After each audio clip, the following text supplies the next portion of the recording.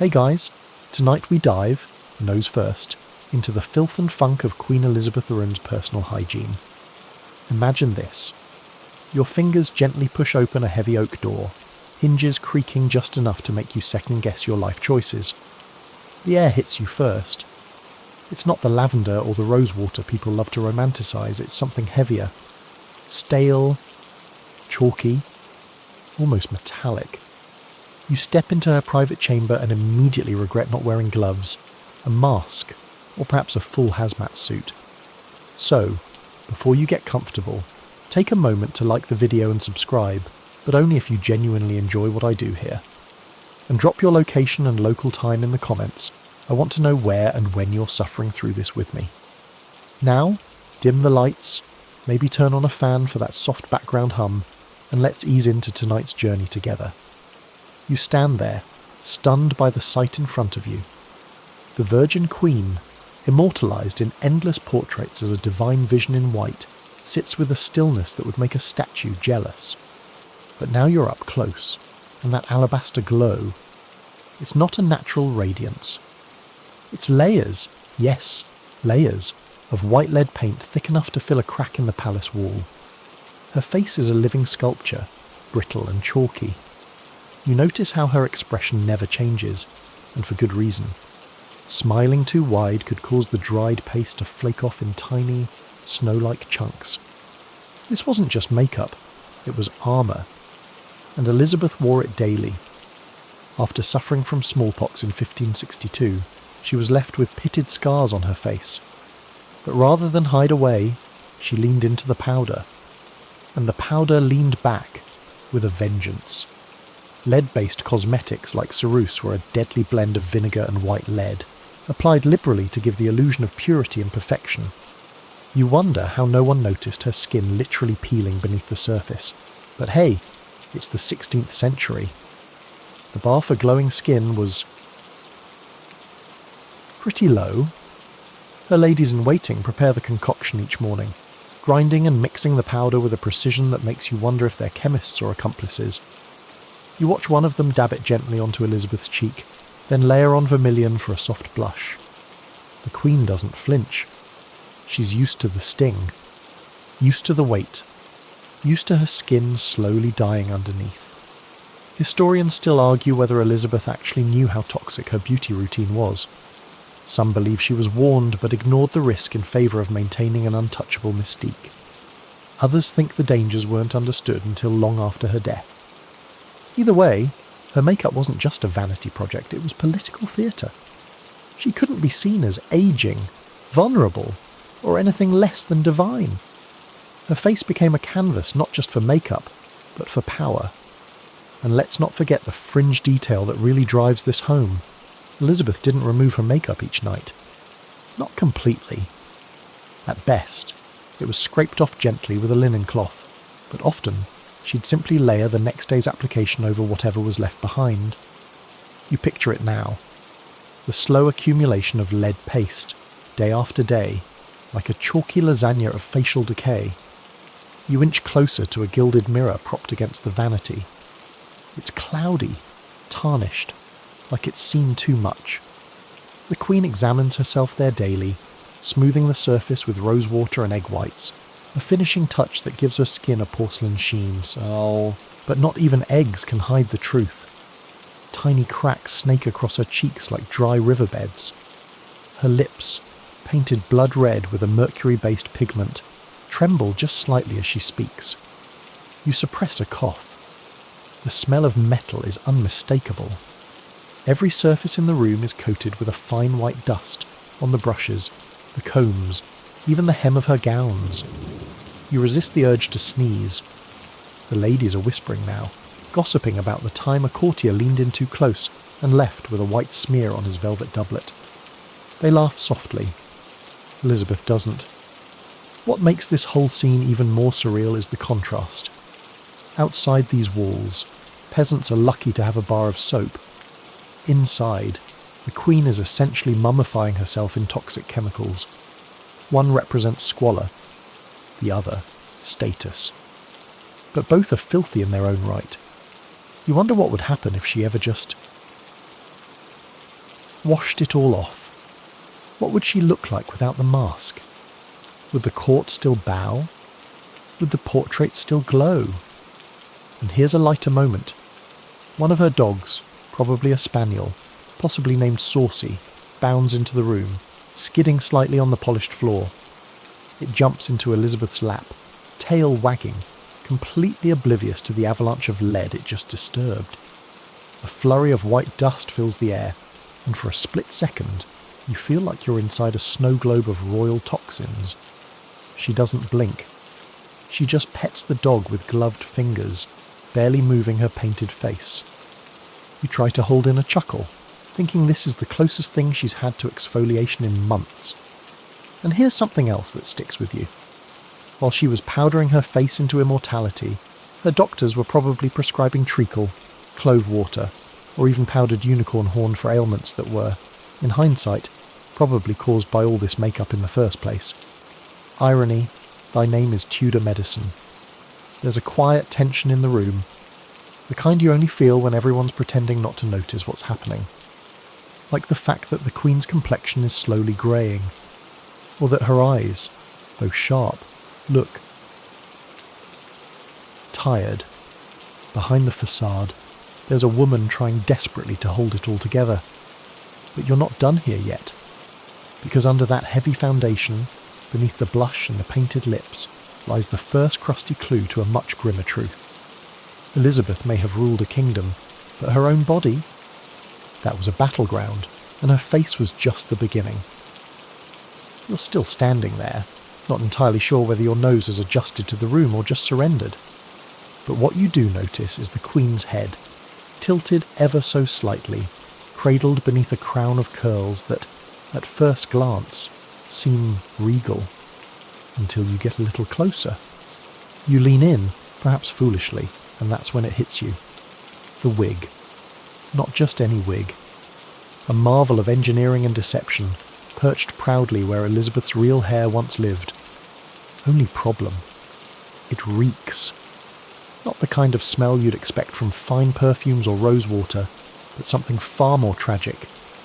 Like wet hay, forgotten laundry, and a hint of...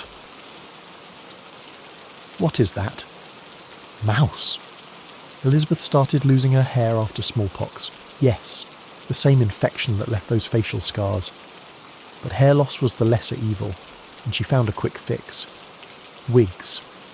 Dozens of them. Wigs made from horsehair, human hair, even goat hair when the style required something extra stiff. They were curled, dyed red to match her younger self's locks, and powdered into submission. And they weren't washed. Ever. You step behind her, observing the intricate wefts and ringlets. Some of the strands are fraying, sticking out at odd angles. It's like trying to tame a bale of straw with a comb. One of the ladies in waiting lifts the wig slightly to adjust it, and you catch a whiff of what lies beneath. Scalp rot, mildew, and trapped sweat. You flinch. She doesn't. She's used to it. To keep the smell manageable, they douse the wigs in lavender, rosemary, and, your favourite, a heavy sprinkle of orris root powder. But it's a lost cause. The scent combo is confusing. 1 second, you smell spring flowers. The next, it's a wet dog wrapped in lace. You notice one wig propped on a wooden stand in the corner. It looks like it hasn't moved in weeks. Dust clings to it like it's a prized heirloom, and something tiny scurries out from underneath. Was that a mouse? Probably. They were known to nest in wigs, especially those stored near warmth or food. And the Tudor court had plenty of both. That's your fringe detail tonight. Rodent roommates. The Queen likely shared her royal headpieces with uninvited, whiskered guests. Now, let's talk scalp health, or the lack thereof. Because if you were wearing a thick, tight-fitting wig every day, sweating underneath layers of makeup and lace, your skin wouldn't be thrilled either. Elizabeth often covered her real scalp with a coif or linen cap to protect it from irritation, but the result was more of a petri dish than a prevention method. Sores, rashes, and infected follicles were common, made worse by tight pins that dug into the skin. You see one lady quietly pull out a pin with a dried spot of blood on it and replace it, like she's adjusting a painting. No reaction from the Queen. Historians still argue whether Elizabeth preferred the wigs purely for fashion or as a way to maintain authority. After all, her hair had once been a symbol of youthful power, and the loss of it was more than vanity, it was vulnerability. The wigs let her stay iconic, instantly recognisable, and untouched by time. Some scholars say she had over 80 of them. Others guess it was fewer, but meticulously maintained and rotated. Either way, not one of them got the luxury of soap and water. As you watch, one of the ladies picks up a fresh wig for the evening's audience. It's bigger, puffier, almost clownish. You stifle a laugh, thinking it could double as a weather system. But the Queen nods, signalling her approval. The wig is gently placed atop her skull, shifted a millimetre to the left, then dusted with more scented powder. It's like frosting a cake you're not allowed to eat. You wonder how no one at court mentioned the smell, but then you remember, they were all doing it too. Wigs were a unisex fashion, and they all stank together. Perfumes didn't just mask odour, they served as survival tools. Without them, the whole palace might collapse from its own stench. There's something oddly intimate about it all. Elizabeth's identity, literally resting on her scalp, was rebuilt every day by a circle of silent, patient women, and none of them ever dared question the ritual. Even as lice crawled across the linen caps or bugs nested in the wefts, the show had to go on. Because the Queen must always appear composed, even if her head itched like fire. And just when you think things can't get worse, you notice a damp spot forming beneath her wig's edge. Is it sweat? Some kind of herbal oil? A touch of both, you suspect. You watch it slide down the side of her temple, only to be dabbed away by a lace handkerchief that, judging by its hue, has been used before. You suddenly remember the old saying, cleanliness is next to godliness. But in Elizabethan England, it was more like optional. And here's your comedic moment of the hour. One of the younger maids sneezes while holding the powder. A white cloud explodes across the Queen's shoulder like a snowstorm in July. Everyone freezes. The Queen slowly turns her head, not enough to break the wig seal, and gives her the kind of glare that could sour cream. No words are exchanged, but the poor girl turns pale as a ghost. You nearly lose it. Now, take a moment to imagine yourself in her shoes, literally. Heavy velvet gowns, multiple layers of petticoats, lead melting off your cheeks, and a wig that smells like damp attic. You'd give up halfway through breakfast. But Elizabeth endured, not just for show, but because it was expected. She was the monarch, the image of the state. That image could never crumble, not even when the mice came out to play. And here's the final thought as you back slowly out of the room. If this was the best hygiene the country had to offer, the gold standard, then you'd hate to know what the peasants were doing. Or not doing. The Queen's wig wasn't just a style choice. It was a decaying crown of illusion, maintained daily with equal parts artistry and denial. You close the door behind you. A puff of lavender-scented air follows you out. It's not comforting. It's a warning. You shuffle into the next room, only to find yourself face to face with something truly alarming. Queen Elizabeth is smiling. Not the mysterious half-smile from her portraits, but a real, full-toothed grin. And you instantly regret wishing to see her happy. Her teeth are an adventure. A jagged, uneven mix of ivory and brown, with enough decay to make a Victorian dentist faint. Some are missing. Others lean at awkward angles like drunken soldiers on their last shift. A few are shockingly black, stained, rotted, or maybe just clinging to life out of spite. This is not the smile of a monarch. It's the grimace of a woman who has probably never seen a toothbrush in her life. And she hadn't. Tooth care in the Elizabethan era was mostly theoretical. The Queen's dental routine, if you can call it that, involved wiping her teeth with cloth and rinsing with honey wine or vinegar. Not exactly Colgate approved. Sugar was a status symbol, rare, imported, and extremely expensive. Naturally, Elizabeth, Queen of Indulgence, adored it. She sprinkled it on everything. Fruits, meats, even vegetables. Her fondness for sweetmeats was legendary. Unfortunately, so were the consequences. One contemporary noted her teeth were very black, a detail that shocked foreign diplomats and visiting nobility. There's even a story about a Polish ambassador who struggled to understand her words during an official meeting because he was so distracted by the state of her mouth. Honestly, you don't blame him. It's like trying to focus on a state address while being hypnotised by a set of crumbling dominoes. The irony: black teeth became fashionable among her court. Yes, courtiers literally darkened their own teeth to imitate Elizabeth's sugar-stained smile.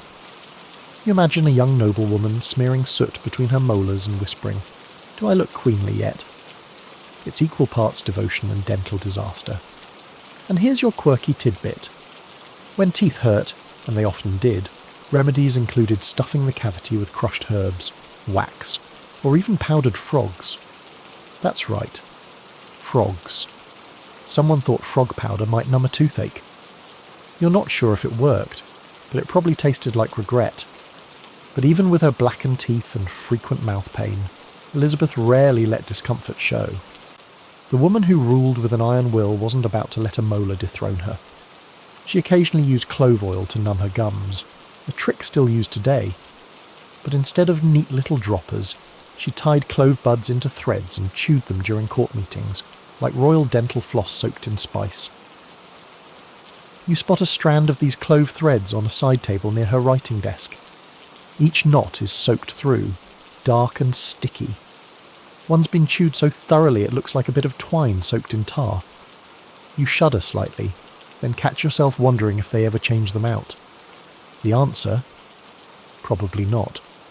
Fresh clove was expensive, and like everything in her court, it was rationed and reused. Historians still argue whether Elizabeth ever had teeth pulled during her reign. Some sources say yes, that she endured brutal extractions without anaesthesia, her iron resolve masking the agony. Others suggest she refused all invasive treatment, relying instead on opiates and herbal poultices to get her through. Either way, you imagine the conversations. Sevens. Your Majesty, you must remove it. Sevens. No. Sevens. But it's infected. Sevens. I said no. Sevens. Power doesn't negotiate with plaque. And then there's the breath. Oh, the breath. No one wrote about it directly, probably out of fear, but you can piece it together from the clues. Blackened teeth, gum infections, layers of undigested sugar. It wasn't great. Elizabeth is known to have carried sweet herbs in her handkerchiefs, and even chewed parsley between meals to try and freshen up. Admirable effort, but parsley only goes so far when your mouth is a bacteria rave. You watch her now as she carefully lifts a goblet of spiced wine. Her lips part just enough for you to glimpse the battlefield within. Then she sips, slow and regal, like this is the most luxurious moment of the day. And maybe it is. For all the filth around her, this is her sanctuary. No one questions the Queen, not her smile, not her habits, not the strange brown flecks on her napkin. And just when you think you've seen enough, one of her ladies enters carrying a delicate silver spoon and a tiny glass jar. You lean in, expecting a paste, maybe a rinse. Nope. It's powdered sugar, meant to be dabbed directly onto the tongue to freshen her breath. You blink. Sugar. To cure bad breath caused by sugar. It's like trying to put out a fire with gasoline. A small chuckle escapes you. It's involuntary. One of the maids hears you and offers a side glance, but says nothing. She knows. They all know. This is theatre. A continuous performance of elegance, performed daily under increasingly grim conditions. No one dares to break character. You take a few steps back and glance at the ornate wooden chair she uses for private audiences. The armrest is worn smooth where her hand rests, gripping tightly when pain flares from her jaw. Her robes, so pristine from a distance, are frayed at the cuffs. You spot a faint smear of blood, fresh. Along the edge of her lace collar. Could be a nosebleed. Could be her gums. You don't ask. And here's your joke for the road. Imagine being the poor artist asked to paint a flattering portrait of Elizabeth's radiant smile. You'd need creativity, courage, and a very strong imagination. As you drift toward the hallway, you hear laughter, court jesters or ladies gossiping. Someone mentions how handsome the Spanish envoy is. Someone else whispers, he didn't kiss her hand. Maybe he couldn't get past the teeth. The laughter swells, then dies down just as quickly.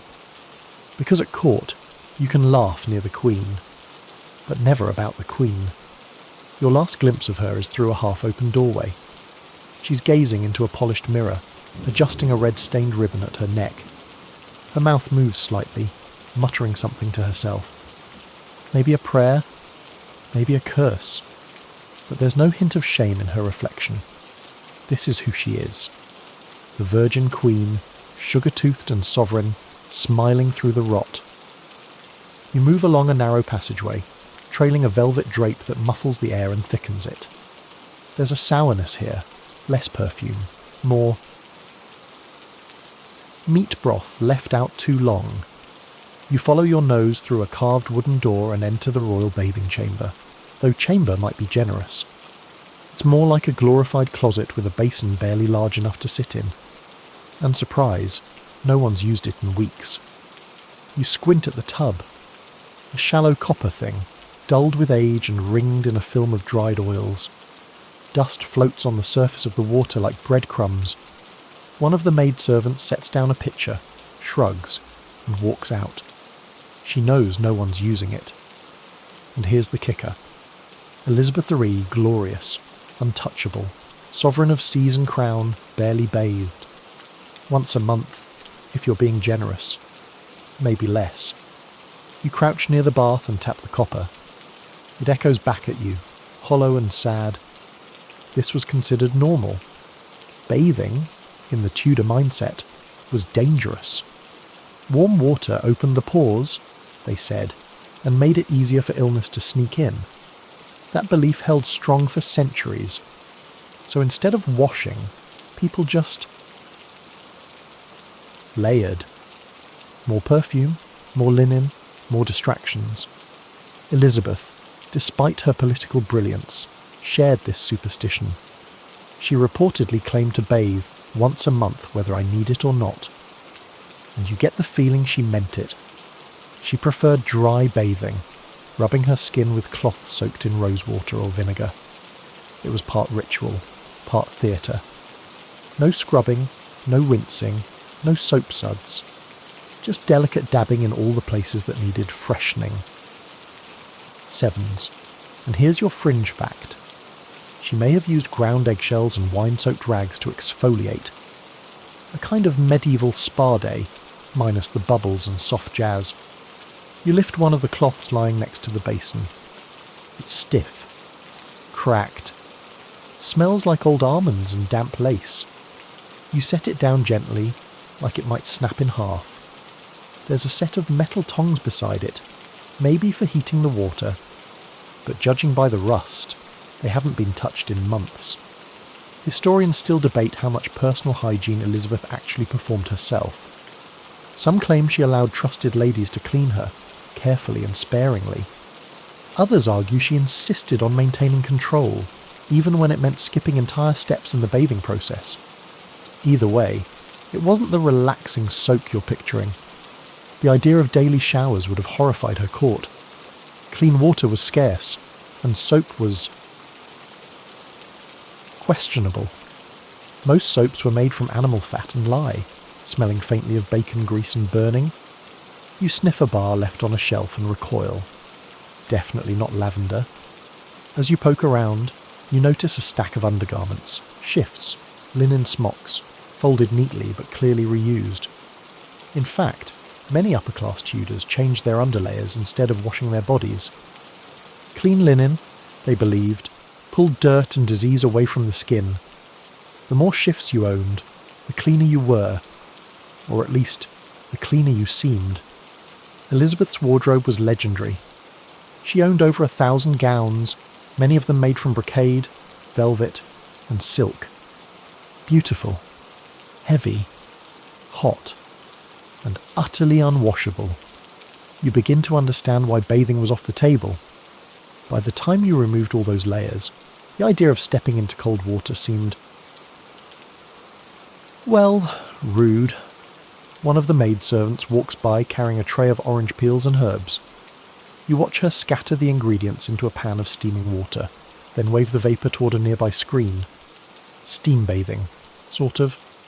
Aromatherapy, maybe. But you notice the Queen never actually steps behind the screen. She merely breathes in the scent and moves on. The humour writes itself here. Imagine a modern-day spa where the client refuses to touch the bath and just sniffs the eucalyptus. You'd want your money back. But here, that was the money. Smell over substance. The illusion of cleanliness. And speaking of illusion, the Queen's bedding, beautiful, yes, was another battlefield. She reportedly changed her sheets monthly, sometimes longer. Instead, they were dusted with dried herbs, lavender, chamomile, and wormwood. Pleasant at first, until you realise the herbs were there to deter lice, fleas, and bad smells. Your skin itches just thinking about it. You pass a table stacked with folded rags and notice a basin beneath it catching drips from the ceiling. The room is damp, close, never fully dry. Perfect conditions for mould. But again, this was normal. Nobody complained because everyone smelled. You start to grasp that stink wasn't a source of shame. It was just the background noise of existence. A courtier once joked that you could follow the Queen's perfume through the palace before you ever saw her face. That wasn't a compliment. It was a warning. You see a bowl of dried petals near the window, almost decorative, but look closer and you spot the faintest shimmer of oil. It's a potpourri basin, used to mask the smell of skin, silk, and old sweat. Every chamber had one. You imagine guests arriving and immediately clutching a scented handkerchief. They weren't being rude. They were surviving. And here's your comic break. Picture the royal bath staff receiving a once-a-month summons. The Queen is bathing today. Panic ensues. Water must be boiled. Herbs must be crushed. And somewhere, a woman screams because the copper basin has sprouted a spider. A single bath becomes an Olympic event. Even Elizabeth's cosmetics doubled as dirt deflectors. The thick lead paint didn't just cover blemishes, it acted like a sealant. Who needs to wash your face when you can bury it under 3 coats of paste? And that blush. More than a rosy hue, it was a layer between you and the plague. At least, that's what they told themselves. You back away from the tub, grateful you didn't sit in it. You imagine how it felt, stiff and unforgiving, with maybe an inch of tepid water and a floating lavender sprig for effect. Regal? Yes. Refreshing? Absolutely not. By the time Elizabeth climbed into her ornate bed at night, she was wrapped in a cocoon of powder, perfume, and deception. No clean skin, no rinsed hair, just illusion. And as you close the chamber door behind you, you notice something scratched into the wooden frame. It's faint, barely there. A single word, ablua, Latin for to wash. Sevens, you laugh softly. Someone had a sense of humour. You glide down a hallway choked with velvet drapes and echoes of perfume past, only to be greeted by the sharp, sour scent of neck sweat and old starch. That smell? It's coming from the Queen's collar, her infamous ruff. You've seen it in every portrait, that wide, feathered halo fanning out around her face like she's got a dinner plate tucked under her chin. It looks stiff, almost regal. But up close, it's basically a portable sponge for filth. You step into her dressing chamber just as the attendants are removing the day's ruff. It takes 2 women to loosen the laces, gently lifting the frilled linen away from her neck like they're handling a sacred relic. And there it is, the shadow of grime. A pale ring of yellowing sweat stains and leftover powder clings to the inner rim. You stare at it, both fascinated and mildly nauseated. It smells like lavender, iron, and damp lace that's seen too many monarchs and not enough water. The ruff was not a simple accessory. It was a statement, a fortress, and in Elizabeth's case, a daily hygiene hazard. These collars were made of fine linen, starched within an inch of their lives, and shaped using heated irons and bone tools. They stood stiffly around the neck, catching everything: sweat, oil, perfume, spittle, even crumbs. You think back to that slice of quince she ate earlier, and yes, there it is. A tiny smear of fruit on the edge. Fantastic. Here's the problem: cleaning them was nearly impossible. Removing the ruff meant untying intricate cords threaded beneath layers of hair, gowns, and jewels. Washing them risked shrinking or warping the shape. So instead, they were often dusted, aired out, and, if the Queen was lucky, lightly spot-treated. Full washes? Maybe once a season. That's your historical fun fact of the night. Tudor laundry was more like gentle negotiation than actual cleaning. You watch as the chambermaid picks up a stiff bristled brush and begins to freshen the ruff with a dry shake of lavender powder and a few taps of orris root. It's the 16th century version of Febreze. You can practically see the invisible cloud of build-up floating in the air, and you suddenly understand why the courtiers always stood a respectful distance. Now comes the best part, putting the new ruff on. Or, more accurately, the less dirty ruff. It's pulled from a cabinet lined with fragrant herbs and tightly packed linen. The Queen closes her eyes as it's secured in place, her chin tilted up, neck exposed. You notice the skin there, red, chafed, with faint bumps where the last ruff rubbed too long. That heavy lace wasn't just itchy, it irritated the skin until small sores formed. Charming. But here's where things get especially fun. The starch that kept ruff so rigid was often made from fermented wheat or rice water. Yes, fermented. Left to sit and bubble into a thick, reeking paste. The starch was applied by hand, sometimes with a paddle, then dried over hot coals until crisp. If the mixture was off or left too long, it would sour. And guess what? That smell didn't go away. You imagine walking around all day with a bakery's worth of mouldy dough around your neck. Royalty has its perks. Historians still argue whether Elizabeth endured this willingly or merely accepted it as the cost of fashion. Some say she adored the towering ruffs as a symbol of her power, framing her face like a holy relic. Others think it was more political, a visible display of control, order, and rigidity. Either way, the ruff became her signature and her curse. Here's your quirky tidbit for the section. Rumours at court claimed that during one particularly hot summer, a beetle crawled into Elizabeth's ruff mid-audience and couldn't find its way out. She didn't flinch. The audience continued. The beetle? Probably fossilised in there somewhere, wrapped in silk and dried starch. You glance over at a stack of rejected ruffs by the corner, some fraying, some yellowed. One has a tiny burn mark, maybe from the iron or a stray candle. Another bears the unmistakable outline of teeth. Someone must have bitten it in frustration. And there, at the top of the pile, lies a ruff so rigid and stained it could double as a medieval frisbee. Your comic break? Imagine being the poor courtier tasked with complimenting it. Your Majesty, the way your collar frames your head, like a glorious angelic mushroom. You'd be on kitchen duty by morning. Now you look closer at the fastening system. It's shockingly complex. Long, fine strings called points are used to attach the ruff to the bodice or undergarment. Tie them too tight, and the Queen can't turn her head. Too loose, and it droops, an unforgivable sin. There's an entire job devoted just to adjusting these things. You picture a ruff technician hunched in the corner, silently cursing their life choices. And just when you think you've grasped the full nightmare, you see the sweating, powdered neck again. Elizabeth stands, adjusts her shoulders, and walks stiffly to the mirror. The ruff flares like a paper crown, pristine on the outside, but you now know the truth. It's a lacy prison soaked in sweat, starch, and pride. She smiles faintly. Her teeth peek out again. You resist the urge to duck. One of her ladies brings over a small silver bottle and gently sprays the ruff with rose water. A refreshing touch, or maybe just another layer of camouflage. The Queen lifts her head, turns slightly left and right.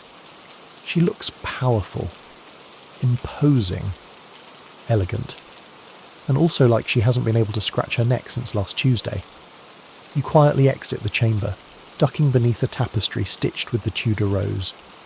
Behind you, the ruff sits high and proud. A symbol. A lie. A wheezing, mildew-scented testament to the fact that sometimes elegance comes with an odour.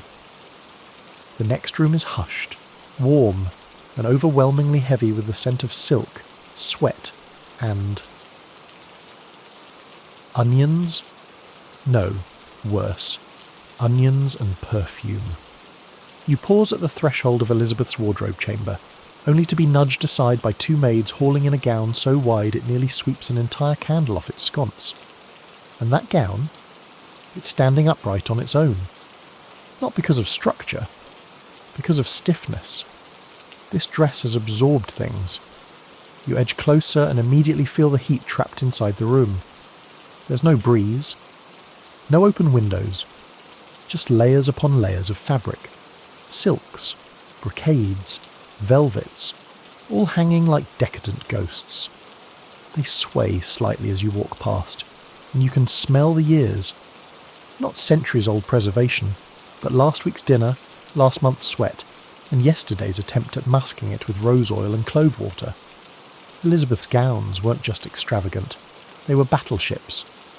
Each one weighed between 20 to 40 pounds, with stiff boning, padded hips, and metal thread embroidery that clung to moisture like a sponge.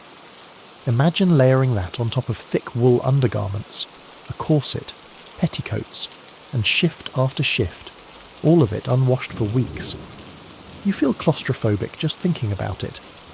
And here's your mainstream historical nugget. The Queen owned over 1,000 dresses. Many were gifts, some were diplomatic displays, and others were made for the sheer purpose of impressing or intimidating foreign envoys. The wardrobe alone was a symbol of wealth, dominance, and divine femininity. But every symbol comes at a price, and hers was boiled armpits.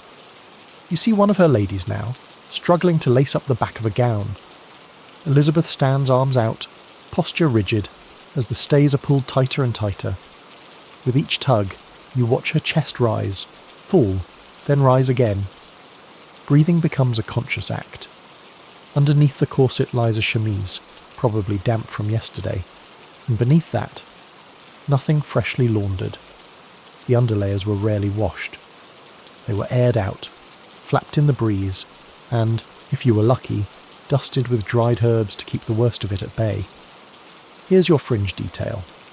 Sometimes these gowns would be lined with scented wax tablets, or even sewn in pockets of spices.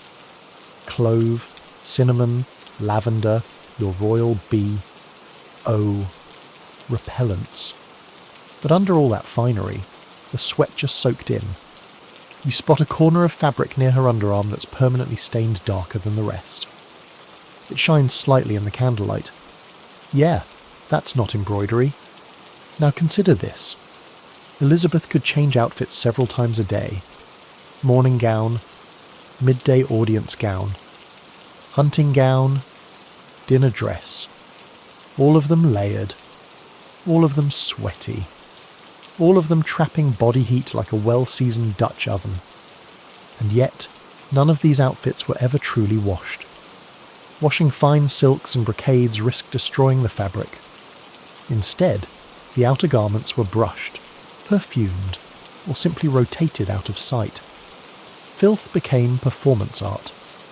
Historians still argue whether she ever wore the same gown twice in public.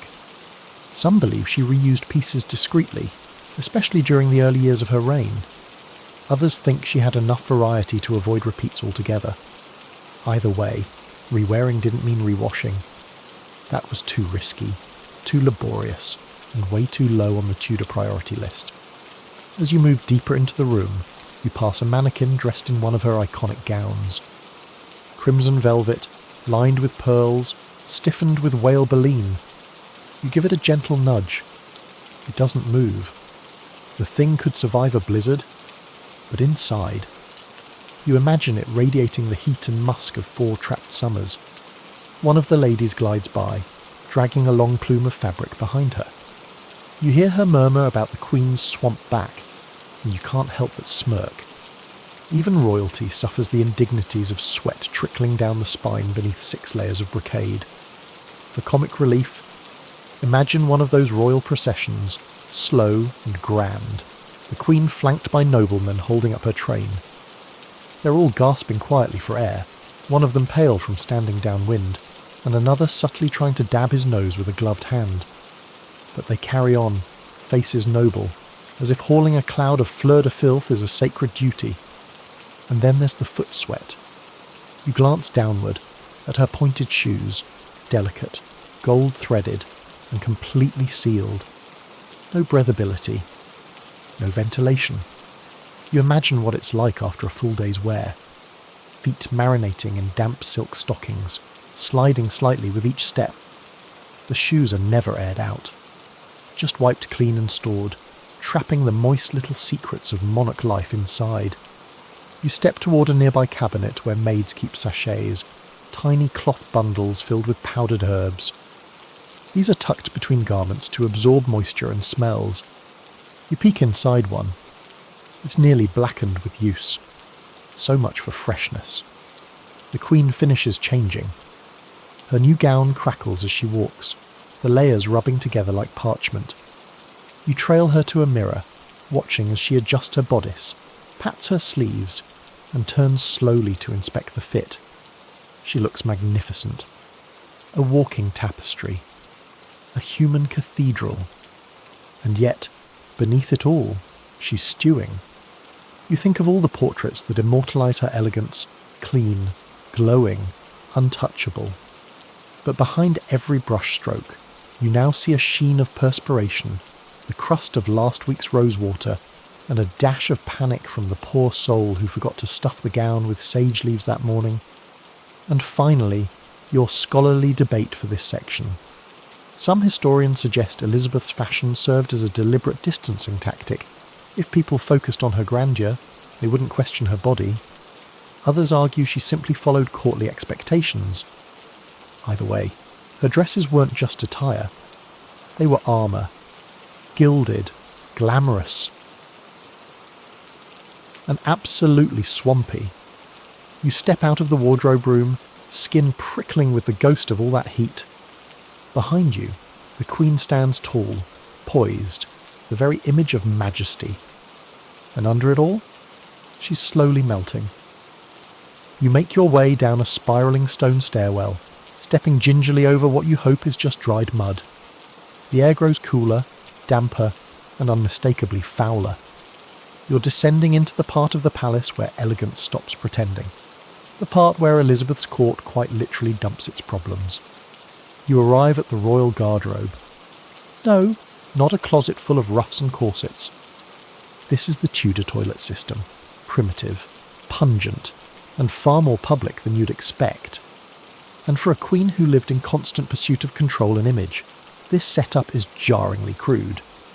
The royal toilets were little more than holes in benches, placed over chutes or brick shafts that dumped straight into the palace moat, or, in some cases, a pit that had to be emptied by hand. You lean over cautiously, peering into one such hole. It's deep, dark, and absolutely crawling with, well, let's call them historical consequences. And there it is. The palace smell you couldn't quite name before. A mix of stagnant water, human waste, ammonia, damp stone, and desperation. It wafts through the corridors like an invisible courtier. Perfume can only do so much. You watch as a servant passes by carrying a pewter pot, its lid clinking just enough to make you uncomfortable. Chamber pots were a way of life, especially for royalty. Elizabeth didn't always use the guardrobe. Often, she relieved herself in a personal close stool, essentially a portable throne with a padded seat and a removable bucket. It was kept in her private quarters, attended to by her most trusted ladies. You know you've reached peak intimacy when someone's job is to empty your waste and do it with grace. Here's your mainstream historical fact. The groom of the stool was one of the most prestigious positions in court. Yes, you heard that right. The person responsible for managing the Queen's toileting needs had direct, daily access to her most private moments, and thus held immense political power. You imagine the first day on that job. Here's your scoop, your ladle, and your royal favour. Don't mess it up. 7s. The stools were often covered in velvet, embroidered with the Queen's cipher, and scented with herbs tucked into little drawers beneath the seat.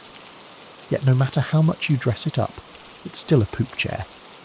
And here's your fringe tidbit. Elizabeth reportedly suffered from bouts of constipation, likely made worse by her diet and sedentary lifestyle.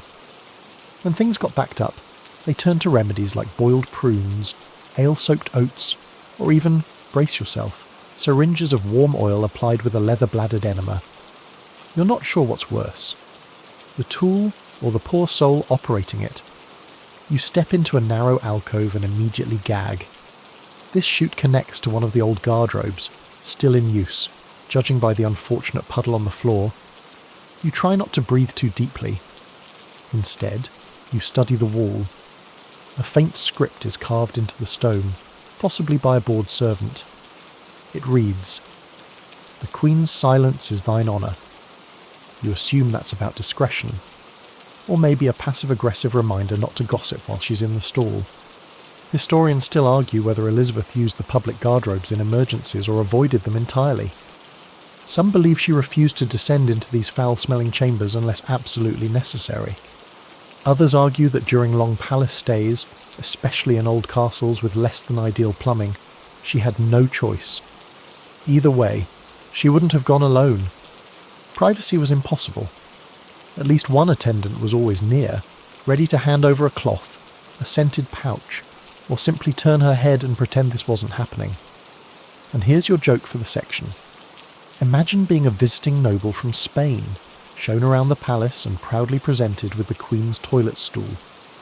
Marvellous design, you'd murmur, nose twitching, while plotting your escape back to the fresh air of literally anywhere else. But don't let the stool fool you into thinking things ended neatly. Waste had to go somewhere, and in Elizabeth's time, that somewhere was usually the moat. Yes, the very body of water that reflected the castle's grandeur was also its latrine. A bubbling soup of waste, animal remains, and who knows what else. The smell would rise in summer, creeping into the lower chambers and kitchens like a warning from below. You imagine the Queen walking by a window, catching a whiff, and snapping her fan shut just a little harder than usual. And this wasn't unique to Elizabeth's court. It was the standard. Most castles and palaces had primitive waste systems, and waste management was literally manual labour. Night men, or gong farmers, would arrive under cover of darkness to empty cesspits, hauling human refuse out by the bucket. You picture one now, gaunt, bleary-eyed, with a cloth over his mouth, dragging a sloshing barrel down the corridor. Nobody made eye contact. Nobody asked questions. Back in Elizabeth's chambers, you notice a bowl of crushed herbs near the stool. Marjoram, rosemary, thyme. They were used to scent the room, but mostly they were there to be held under the nose when things got too real. The Queen may have been tough, but even she had a gag reflex. You hear giggles echoing from above. Somewhere, a lady-in-waiting is joking about the Queen's thunder. You smirk. Even in a world of heavy robes and lead-based makeup, fart jokes reign eternal. And then, as you pass by the final guardrobe chamber, you spot something both absurd and brilliant. A fan made of feathers, mounted on a stick, sitting beside the stool. A maid gives it a gentle spin. It's meant to stir the air. You nearly applaud. Before you go, here's your scholarly debate. Some historians argue Elizabeth's infamous public modesty was all a show, that in private, she was surprisingly relaxed about bodily functions. Others insist she maintained rigid composure even behind closed doors. Whichever version is true, one thing's certain. She had no choice but to exist in a world where glamour and grime coexisted without apology. You finally retreat from the depths, stomach unsettled, nose assaulted, respect. Oddly increased. Because if Elizabeth could rule an empire with one hand on a velvet cushion and the other gripping a perfumed rag, then truly, she was unstoppable. Behind you, the toilet chambers sit quiet once more.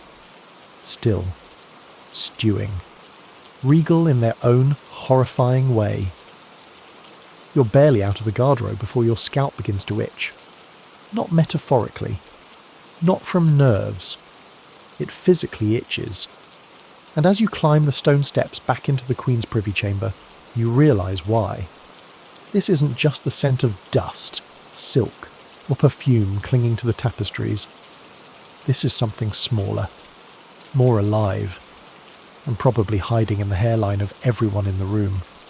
Welcome to the royal ecosystem, where lice are constant, mice are casual, and superstition guides more health decisions than actual science. You spot Elizabeth seated near the hearth, sipping something steaming from a delicate porcelain cup. She's surrounded by her ladies, all whispering and gently scratching, like it's just part of the daily choreography. The Queen herself doesn't flinch, but you see it, the soft motion of a fingernail sneaking under her wig cap, the subtle shiver of relief. She's not immune. No one is. The wigs you've already met. You remember the smell, but what you didn't see until now were the tiny, near-invisible combs scattered across her vanity, ivory, fine-toothed, and gleaming in the firelight. Not for styling, for catching. Lice were so common at court they were practically pets. La head-scratchers, one courtier called them. Court companions, joked another. The Queen's attendants checked her hair daily, under the wigs, behind the ears, near the nape. Anything moving got plucked or scraped. Your historical fact for the night. During the Elizabethan period, lice were not just tolerated, they were expected. Most people shaved their heads regularly to manage them, especially under heavy wigs or hoods. Elizabeth likely did the same. Her real hair, once famously red, had thinned dramatically. Beneath the wigs, her scalp was probably smooth, pale, and constantly irritated from powders, pins, and the occasional visitor with 6 legs. And it doesn't stop with lice. No, now you see them, tiny grey streaks darting along the baseboards. Mice. You follow one with your eyes as it boldly scampers across the carpet, sniffs at a fallen crumb, and disappears into the hem of a forgotten gown. No one screams. No one even blinks. Palaces weren't sealed fortresses. They were breathing, leaking, creaking ecosystems. The Tudor court teemed with life. Lice, fleas, flies, and mice all made themselves at home. Even rats, though less welcome, were a known part of palace life. You try not to think about them nesting in the linen stores. Or worse, in the Queen's wardrobe. And here's your fringe detail. Elizabeth kept small lapdogs, pocket-sized spaniels, meant not just for companionship but also to attract fleas away from her body. These flea magnets were essentially biological bait. You spot one now, curled on a cushion near the fire. It's twitching in its sleep, likely scratching at something. Royal or not, this pup's got problems. You edge closer to one of the handmaids brushing out a fur-lined cloak. She pauses, taps the lining, and casually flicks away a louse. Then she dabs the edge with lavender water. No panic. No shrieking. Just pest control, 1500 style. One maid leans in toward another, whispering behind her hand. They're debating something. You catch snippets, moon phases, heat in the blood, signs in the Queen's dreams. They're not talking about medicine. They're talking about superstition. Because when it came to health and cleanliness, the Elizabethan court put more faith in folklore than in facts. Here's your scholarly debate. Some historians believe Elizabeth herself consulted astrologers and dream readers for medical advice. Others argue her decisions were shaped more by tradition than belief. But one thing's clear: she lived in a world where health was dictated by omens, humours, and old wives' tales passed down through generations. One superstition claimed that lice were a sign of vitality, and to be free of them meant illness was near. Yes, having lice meant you were healthy. Let that sink in while you scratch your head. As you approach Elizabeth's writing desk, you notice the lace collar she wore earlier lying crumpled beside an open book. Something moves beneath it. You freeze. Another mouse? No, just a beetle, scuttling out from the folds and vanishing into the shadows. You're not sure if you should be more disturbed by its presence, or by the fact that no one seems to care. Elizabeth sighs and dips her quill into a pot of ink. Her fingers are elegant, ink-stained, and dotted with faint red spots, bug bites, maybe, or irritation from her gloves. Her attendants hover nearby, one holding a bowl of rose water to rinse her hands, another offering a cloth. You watch as she wipes, dabs, then returns to her letter. The same cloth is handed off, barely rinsed, and folded for later use. Your comic moment. A page boy stumbles in, scratching so furiously at his head that his cap tips sideways. A lady glares at him, whispers something sharp, and he freezes. Go. Delouse. Now. He scurries off. You chuckle quietly. Public shame is a powerful motivator. You glance toward the Queen again. Her expression is composed. Her wig is pristine, powdered, regal. But under the table, her foot taps. A nervous tick? Or maybe something just bit her. You move past a cabinet filled with sachets and tinctures. Each one promises something. Warding off plague, attracting suitors, calming nerves, curing itches. Most of them smell vaguely of vinegar and regret. You pick one up, rat's tail soaked in rosemary.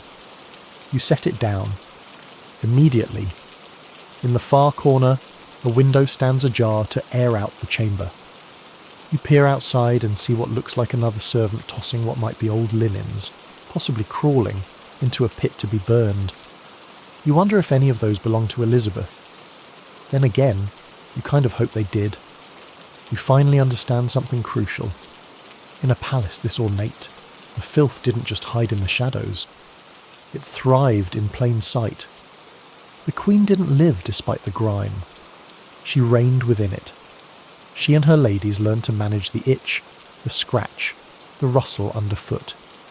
And as you retreat, still twitching with imaginary bugs, one final thought hits you. In Elizabeth's court, beauty wasn't about cleanliness. It was about endurance. You didn't look fresh. You looked unbothered, which, considering she was probably crawling with something half the time, is pretty impressive. You re-enter the Queen's dining chamber, where silver platters glint beneath flickering candlelight, and roasted meats shimmer with juices thick enough to make the walls sweat. You almost forget you're in the middle of a Hygiene horror show, until you spot the Queen delicately plucking a pigeon leg from her plate. With her fingers, not a fork, not a spoon, certainly not a napkin in sight. Just fingers, gloved or bare, coated in the day's royal grime. You watch as she brings the morsel to her mouth, chews thoughtfully, and sets the half-gnawed bone back down, right onto the embroidered tablecloth. You shudder. Welcome to the age of unwashed hands and table manners that would terrify a modern germaphobe. It hits you then. Hand-washing wasn't a thing. At least, not in the way we understand it. In Elizabeth's court, water was scarce, soap was harsh, and the idea of scrubbing off invisible bacteria was centuries away. People believed in visible dirt. If your hands looked clean, they were clean. Maybe you'd give them a quick dab with a perfumed cloth, or dip them in rose water before a feast, but actual soap and scrubbing? That was for butchers and laundresses. Elizabeth's fingers, elegant though they may be, have touched parchment, ink, sceptre, wig, dog. and probably a small mouse today. And now, they're touching your pheasant pie. Bon appetit. Your historical fact for this evening. Even the grandest banquets in Elizabethan England involved fingers. Diners used personal knives, hands, and the occasional spoon for broths. Forks were still rare in England, seen as overly foreign and fussy. Elizabeth reportedly owned a few decorative ones, but never used them. Her fingers were the original royal cutlery. You spot a nearby servant lifting a silver basin, offering it ceremonially to the Queen. She dips her fingertips in and dabs with a towel, not to clean, but to freshen. This was the Tudor version of sanitation. More symbol than substance. The water in the basin isn't even changed between guests. You try not to think about the backwash of grease, ink, and nail gunk floating in it like a royal stew.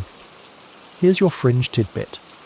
Nail cleaning tools did exist, little scrapers made of bone or metal.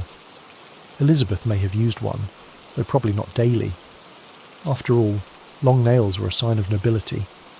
If your hands were soft and adorned, it meant you didn't labour. You just carried the germs of others. The dining table is stunning. Pewter goblets, gilded candlesticks, fresh-cut flowers. But beneath the surface, it's a battlefield. You notice grease trails on the fabric, tiny crumbs jammed into embroidered seams, and the faint shimmer of something sticky under a spoon. Servants rotate dishes with practiced grace, often licking their fingers between tasks. You blink. Did that just happen? Yes. Yes, it did. And now comes the fruit course, plums, apples, and pomegranate seeds. Elizabeth bites into an apple with the enthusiasm of someone whose teeth should not be doing this. A spurt of juice glistens on her chin. She dabs it with her sleeve. The same sleeve she just used to pat her dog.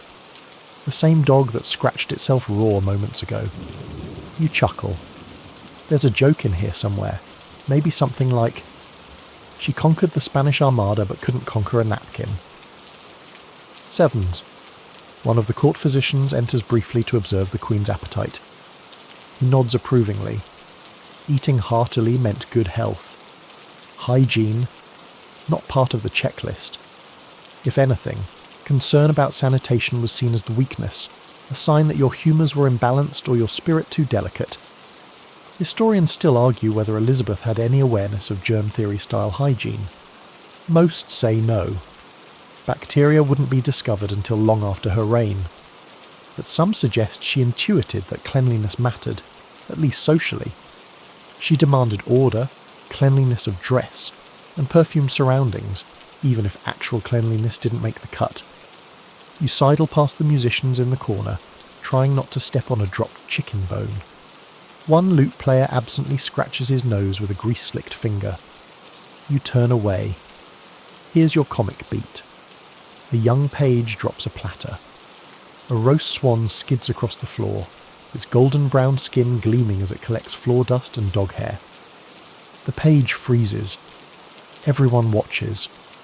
Then the servant scoops it up, straightens his cap, and places it back on the table like nothing happened.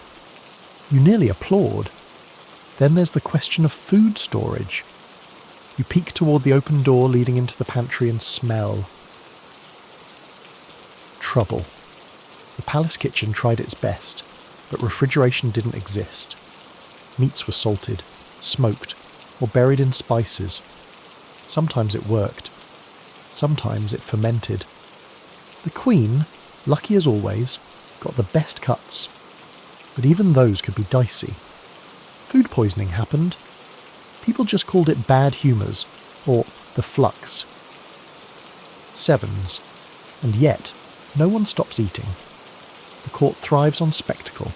Roasted peacock in full feather, pies with live birds inside, towers of sugar sculptures no one dares touch.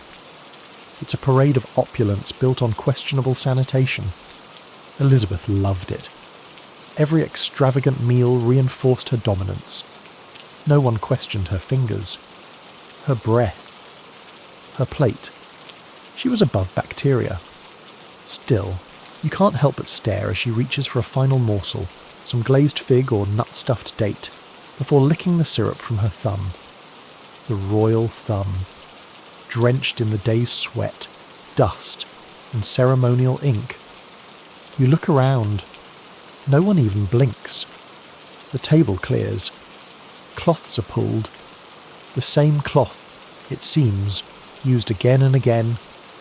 You watch it fold, stained and crumpled, and imagine the week's worth of meals living in its fibres. Elizabeth rises, regal even in digestion, and dabs her mouth with a scented kerchief that's clearly seen better days. You follow her out as servants descend like vultures to scrape leftovers into waiting basins. One maid casually eats a fig off a guest's plate. Another slips a chunk of meat into her apron. You spot a third using the edge of her sleeve to wipe the Queen's wine cup for tomorrow. And here's your closing thought for this section. Elizabeth didn't live outside her own grime. She danced through it, licked it from her fingertips, and dared anyone to mention it. Cleanliness wasn't holiness in her court. Presence was. And her presence? Immaculate, no matter how sticky her fingers. You're barely done processing the chaos of finger-licking royalty when a dense fog of sweet, musky perfume hits you in the face like a velvet slap. It sneaks in under doors, coils up from cushions, and hovers like a fragrant ghost over every surface. You've just entered the Queen's bedchamber, but don't expect tranquility. This room doesn't whisper, it wheezes. The scent is overwhelming. Not in a light spritz of lavender way. This is an all-out olfactory assault. Rose, clove, musk, sandalwood, frankincense, and something sharper, like aged citrus rotting politely. You try to take a deep breath and immediately regret it. It's like inhaling inside a powdered wig drawer. This isn't indulgence. It's defence. Elizabeth the Founder, like the rest of her court, lived in constant dread of one thing above all. Plague. The Black Death still haunted every alley and chamber. If a cough echoed wrong, or a rat scurried too boldly, everyone assumed the end was nigh. And since they believed disease travelled through bad smells, miasmas, as they called them, perfume became armour. Your historical fact: Elizabeth's court used perfume not just as a luxury but as medicine. They believed that sweet-smelling air repelled disease, and foul odours attracted it. So, the Queen didn't just wear perfume, she marinated in it. You spot one of her handmaidens shaking powdered orris root onto the bed linens. Another sprinkles dried rose petals into her slippers. There's even a bowl of perfumed vinegar resting beside the chamber pot, a charming contradiction if you've ever seen one. You peer toward the bed, high, canopied, and stuffed with so many embroidered pillows it looks more decorative than functional. Every inch of the fabric is laced with fragrance.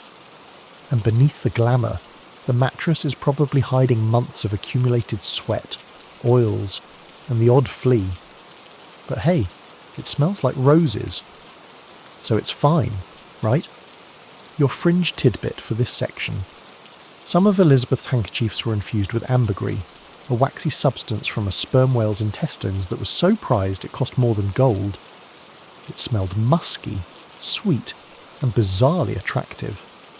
And yes, she sniffed it regularly. Imagine blowing your nose into a whale's digestive mystery and calling it luxury. You step toward her writing desk, where a small cabinet is open. Inside are bottles, vials, and pomanders, tiny metal globes stuffed with dried herbs and resins. These were worn around the neck, held close to the face, or hidden in sleeves. Each one was a mobile disease shield, clinking gently as the Queen moved about her court. One is cracked open on the desk now, spilling powdered cinnamon and dried violet petals onto the parchment. You glance at the hearth, where something odd is smouldering in a bowl. It's fern smoke, used to purify the air. The smell is acrid, earthy, like burning hay with ambition. You can barely breathe, but Elizabeth sits nearby reading, eyes unblinking, nostrils delicately flared. She's in her element. Historians still argue whether Elizabeth truly believed in the miasma theory, or simply followed court fashion. Either way, she never took chances. Whenever plague rumours crept into London, she relocated immediately, sometimes ordering everyone in the palace to douse themselves in perfumes daily. It wasn't optional. Smell bad, and you might be blamed for death. And here's your comic break. Imagine being a courtier late to a perfume inspection. You grab whatever you can, maybe some floral ink or a dab of goose fat with mint, and hope it's enough to pass the sniff test. One unlucky noble, legend says, once passed out after overpowdering his sleeves, glamorous and unconscious. You lean closer to the Queen's vanity, where a small dish of perfumed salve rests. It's thick, greasy, and faintly gold-tinted, likely a blend of rose oil, beeswax, and crushed herbs. This wasn't just moisturiser, it was a second skin, applied to lips, temples, and occasionally under the arms. It masks not just odour, but irritation. You dip a finger in and instantly regret it. Your fingertips now smell like a soap shop exploded in a beehive. And still, the bugs came. The scents, however lovely, didn't repel everything. Moths feasted on the fragrant fabrics. Flies buzzed around the room, confused by all the conflicting smells. You hear a slap in the corner. One of the ladies just flattened a beetle with her slipper. No one blinks. A lady in waiting enters with a fresh sachet, cloves, thyme, and dried lemon peel, and gently tucks it under the Queen's chair. Then another follows, waving a feather fan dipped in rosewater. It's a full-time job maintaining this olfactory fortress. You wonder how Elizabeth slept in this. Beneath all that fragrance, was there any air left? The answer probably lies in the fan spinning gently on the nightstand. It's carved from ivory, its edges stained from years of oils and soot. She likely slept with it nearby, waving it half-consciously in the night to keep herself cool or sane. As the Queen shifts, you spot something curious. Her neck has a faint rash, reddened just beneath the ear. Too much perfume? An allergic reaction? Or maybe just heat trapped under her ruff and the daily layers of scented wax. You consider suggesting a break from the routine, then remember, this is a woman who thinks clove-stuffed twine is dental hygiene. You're wasting your breath. And here's your closing sensory kicker. You walk past a tapestry hanging near the bed, thinking it might offer a break from the nose assault. Instead, it punches back with a smell so thick you taste it. It's rosemary, sweat, dust, and, beneath it all, the faintest note of old meat. You turn and look at the Queen, still composed, still unreadable. She's been wrapped in this fog her entire life. And now, you're beginning to see why. To live in Elizabeth's world was to breathe in fear, of disease, of decay, of reality. And in that fear, she crafted a throne of fragrance. It didn't make her clean, but it made her untouchable. You leave the chamber with your nostrils stunned, your head spinning, and your jacket faintly perfumed forever. You may never smell anything normally again. You find yourself in the Queen's private solar now, a space meant for quiet reading, soft conversation, and the occasional game of cards, though honestly, the air still smells like last night's rosewater smoke and something faintly tooth-adjacent. Because here's the thing, even in silence, Elizabeth's breath makes its presence known. She sits near the window now, sunlight brushing her painted cheek. She lifts a hand to her mouth, slowly pulling out a length of thread. It's dark, glossy, and oddly fragrant. You blink. It's clove-tied dental twine. Yes, the Queen flosses. Sort of. This isn't modern minty floss. It's more of a spicy shoelace soaked in clove oil, threaded through the teeth to freshen breath and, according to court belief, relieve pain. You watch as she passes it between her teeth delicately, like a cat pulling ribbon through its paws.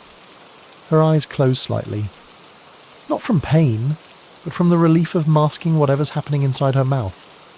And what is happening inside her mouth is grim. You already know her teeth are a mess, rotten, blackened, some gone altogether. But what you hadn't seen up close until now is the full extent of the damage. As she turns her head to speak to a lady in waiting, the light catches the hollow behind her molars. The gum has receded. A black gap yawned wide. And in that moment, you understand why the clove thread matters. It's not just for etiquette. It's survival. Your historical fact. Clove oil was widely used in Tudor times as a dental anaesthetic. Physicians of the era prescribed it to numb toothaches, relieve sore gums, and even freshen foul breath. It worked. Sort of. It masked the symptoms. But the rot. That kept chewing. And speaking of chewing, Elizabeth didn't do much of it. By her later years, most of her meals were soft. Mashed fruits, stewed meats, bread soaked in milk or wine, anything easier on the teeth, hard nuts, apples, or crusty loaves. Those were for younger courtiers with less exposed nerves. You glance at a goblet on the table.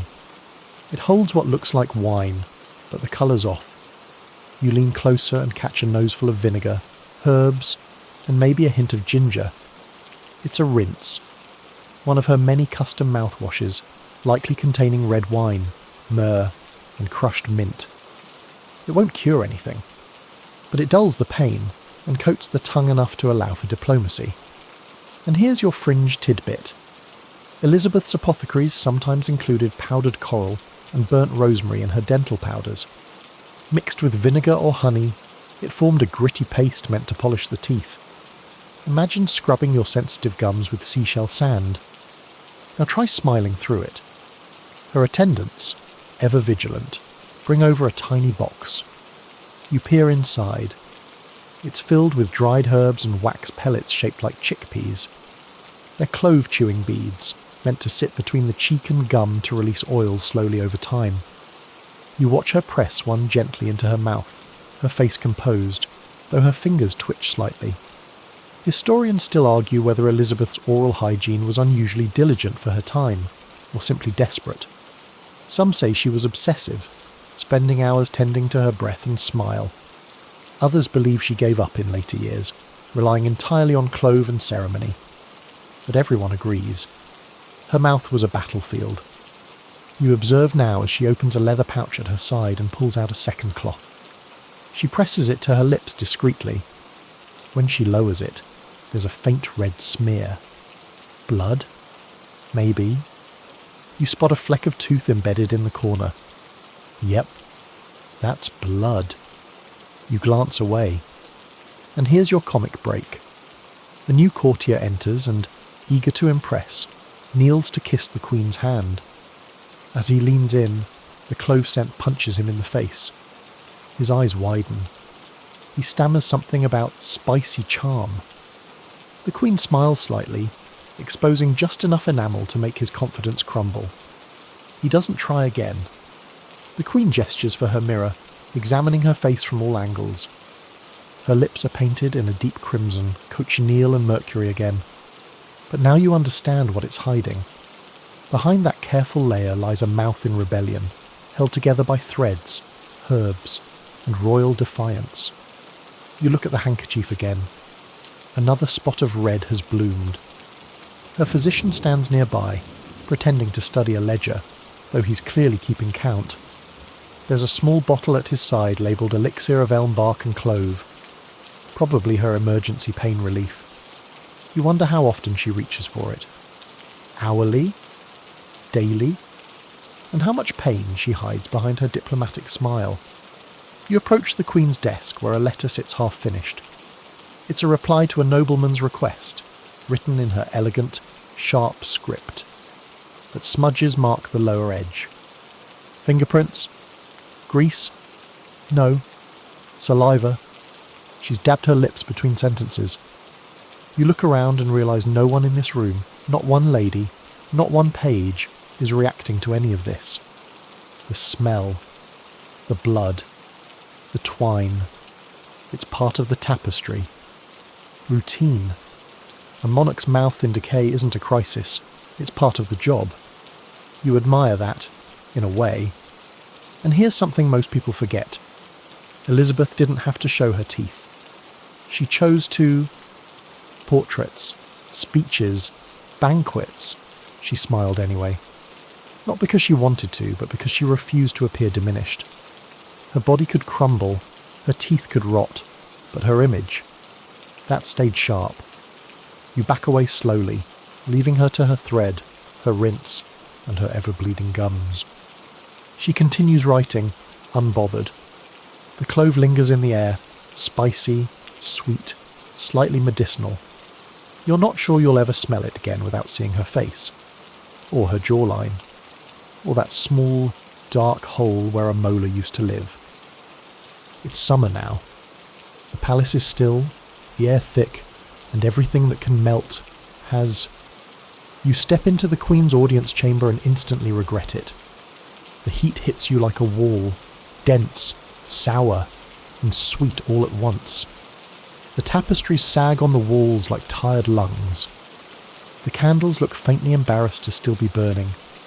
And in the centre of it all, seated upright and unmoving, is Queen Elizabeth. Her face is sliding. Not metaphorically. Not diplomatically. Literally. That iconic white mask, the famed mask of youth, is turning into a slow-motion landslide.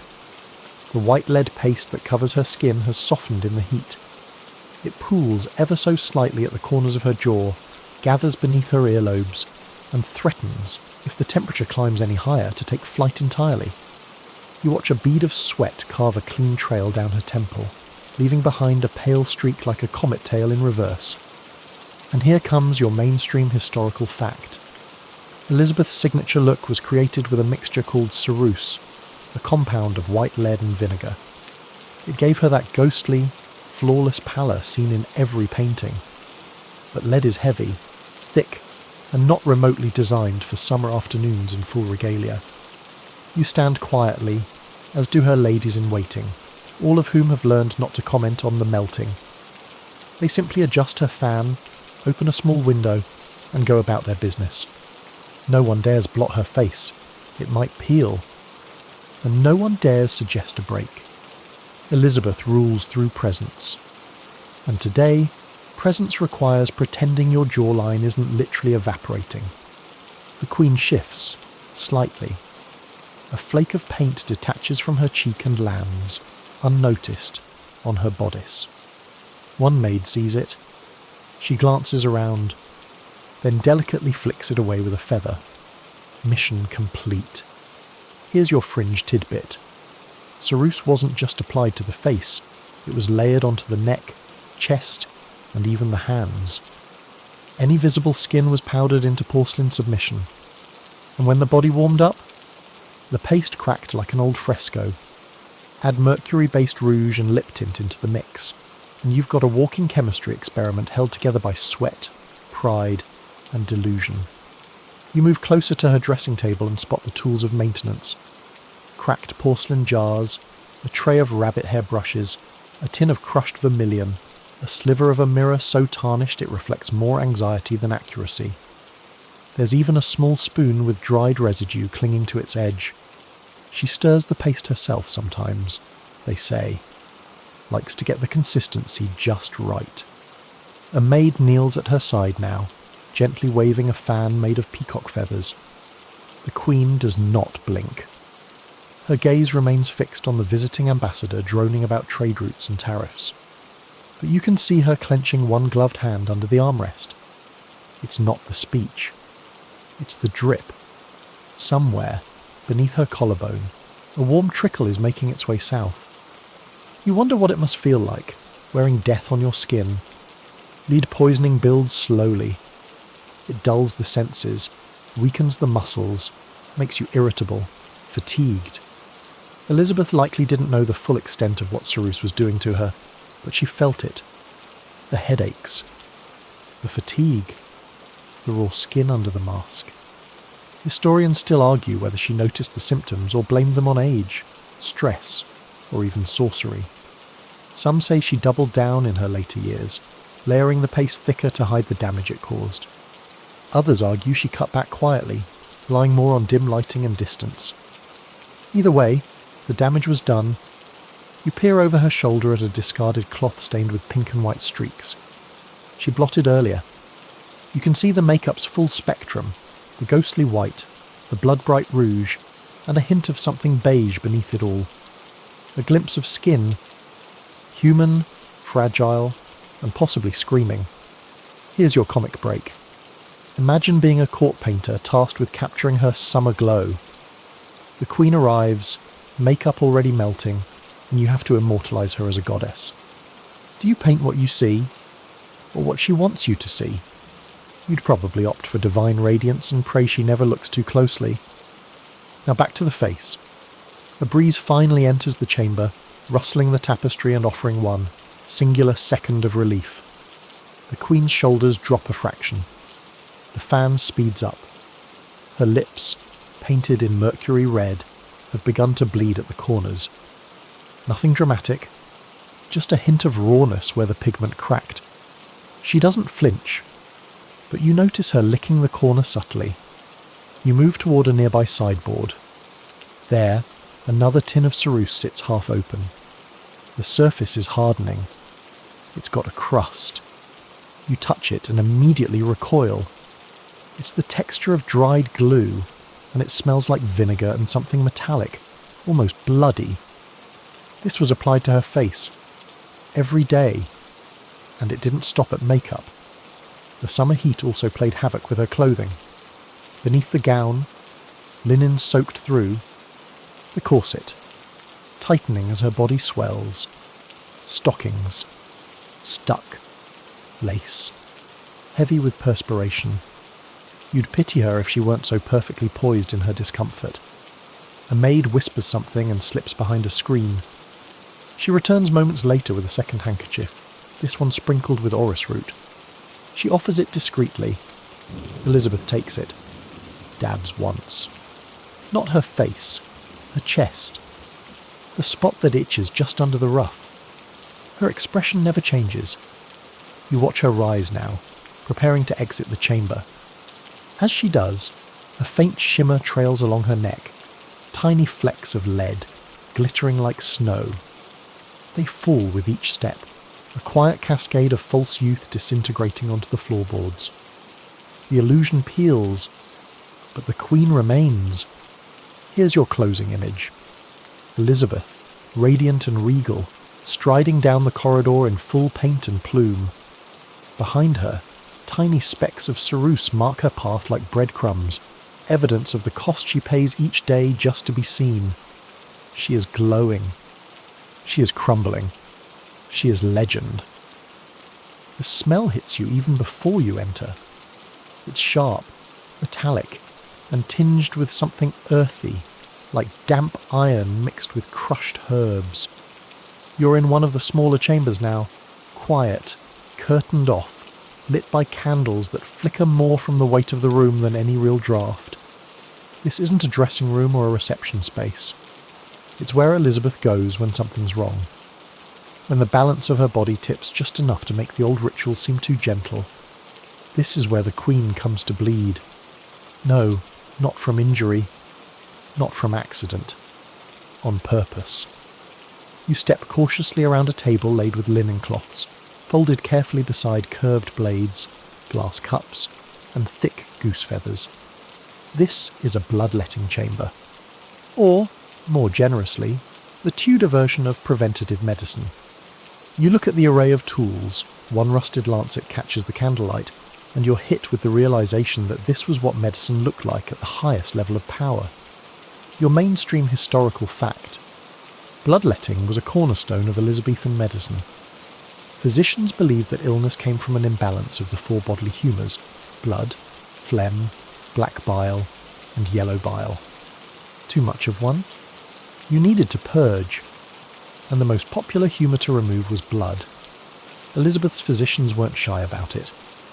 At the first sign of fever, headache, skin rash, or even bad dreams, out came the blade. The queen, despite her status, followed the practice. She wasn't above it. And as you sit in the corner, watching a young barber surgeon prepare a linen strip, you realise this wasn't just tradition. It was survival theatre. Her wrist is bared now. The veins traced, the skin rubbed with vinegar and some vague attempt at numbing herbs. You wince as the blade flashes. It's fast, clinical, a clean line just below the joint. Blood wells up immediately, dark and sluggish. A silver bowl is placed beneath to catch it, steaming faintly in the cool air. You're not alone in your discomfort. One of the maids turns away. Another pretends to cough just a little too loud. But the Queen, stone still. Her eyes are closed, her breathing deep and slow. This is just another ritual to her. Another day, another imbalance corrected with a quiet wound. And here's your fringe tidbit. Elizabeth reportedly preferred bloodletting from the ankle rather than the arm. She believed it reduced swelling in the legs during hot weather. Some even said she had favourite veins, ones that bled cleaner. You file that away under things you didn't want to know about monarchs. 7s. But not all bleeding was via lancet. Leech therapy still lingered in the Tudor medical toolkit. You look down at a small clay jar by the table. It's half submerged in water, and yes, you can just make out movement inside. A slow, fat squirming. The leeches. Some of them were imported, some caught in local streams. Physicians would apply them to delicate areas, temples, eyelids, behind the ears. Wherever they believed tension and fever might hide, you stare too long.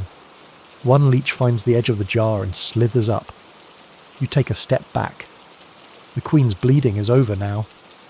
The cloth is pressed.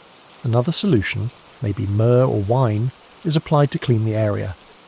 It stains red. The maid wraps her wrist gently with linen and lace, tying the end with a bow that feels both dainty and absurd. And here's your joke for the section. Imagine the Queen fainting one day, not from illness, but from too much preventative balance. Ah, yes, the court physician declares confidently. She's too healthy. 7s. You glance at the surgeon. He's wiping the blade clean in what looks like a reused rag. No one flinches. Sterilisation didn't exist yet. You try not to imagine how many people that blade's kissed in the last week alone. Historians still argue whether Elizabeth believed in the science of bleeding or simply tolerated it because it was expected. Some think she doubted the practice but didn't want to show weakness. Others claim she was fully on board, even requesting regular sessions to keep her clear in the head. Either way, she let herself be cut. Repeatedly. That's a kind of trust, or fear, you don't see often. Now the bowl of blood sits unattended on the table. Cooling. Thickening. You lean in despite yourself. It's darker than you expected. Clotted at the edge. You imagine someone tossing it out into the palace garden later, or perhaps smearing it on a pestle to read its thickness for diagnosis. Yes, that was a thing. Blood reading. If it was too thin, you were weak. Too thick, you were inflamed. Too dark, you were cursed. Delightful. You notice the Queen sipping something now. Hot, herbal, dark in colour. Likely a tincture of valerian or dried elderflower, meant to soothe the nerves after the cut. She looks distant. Not pained. Not angry. Just used to it. This is part of her routine. Like the paint. Like the rough. Like the sweetmeats and tooth twine. And then she speaks. Soft. Clipped. A single sentence. Enough. 7s. Everyone in the room freezes. A nod from the physician, a bow from the maid, and the room clears with a practiced swiftness that tells you this happens a lot. You're left alone for a moment as the Queen moves slowly to the mirror. She adjusts her sleeve over the bandage, straightens the line of her bodice, and dabs a drop of rose oil onto her wrist to mask the scent. It's not just about balance. It's about image. And as you step backward, preparing to leave, you glance again at the cloth soaked in her blood, the empty bowl, the tiny jar of leeches still twitching in their bath. You realise that, for all her power, Elizabeth couldn't escape the medical thinking of her time. The Queen bled just like her subjects, often, unnecessarily, and with absolute ceremony. You turn the corner, and behind you, the blood begins to dry. The palace gardens are just beyond the window, blooming in over-perfumed defiance of the stench inside, but you're not outside. Not yet. You've just stepped into the Queen's private sitting room, a place meant for softness, for music, for quiet reflection. And yet, the first thing that hits you is the odd collision of scents. Rose oil and rodent. It's not an obvious smell.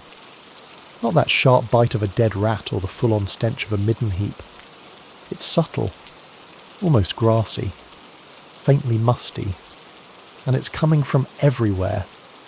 From beneath the tapestries, behind the skirting boards, even from under the Queen's cushion, where, you're fairly certain, a mouse just blinked at you before vanishing under her skirt hem. You freeze. Elizabeth does not. This is the thing about the Tudor court. Cleanliness was largely visual. As long as the appearance of freshness was maintained, the truth, what lived behind the lace and beneath the silk, was politely ignored.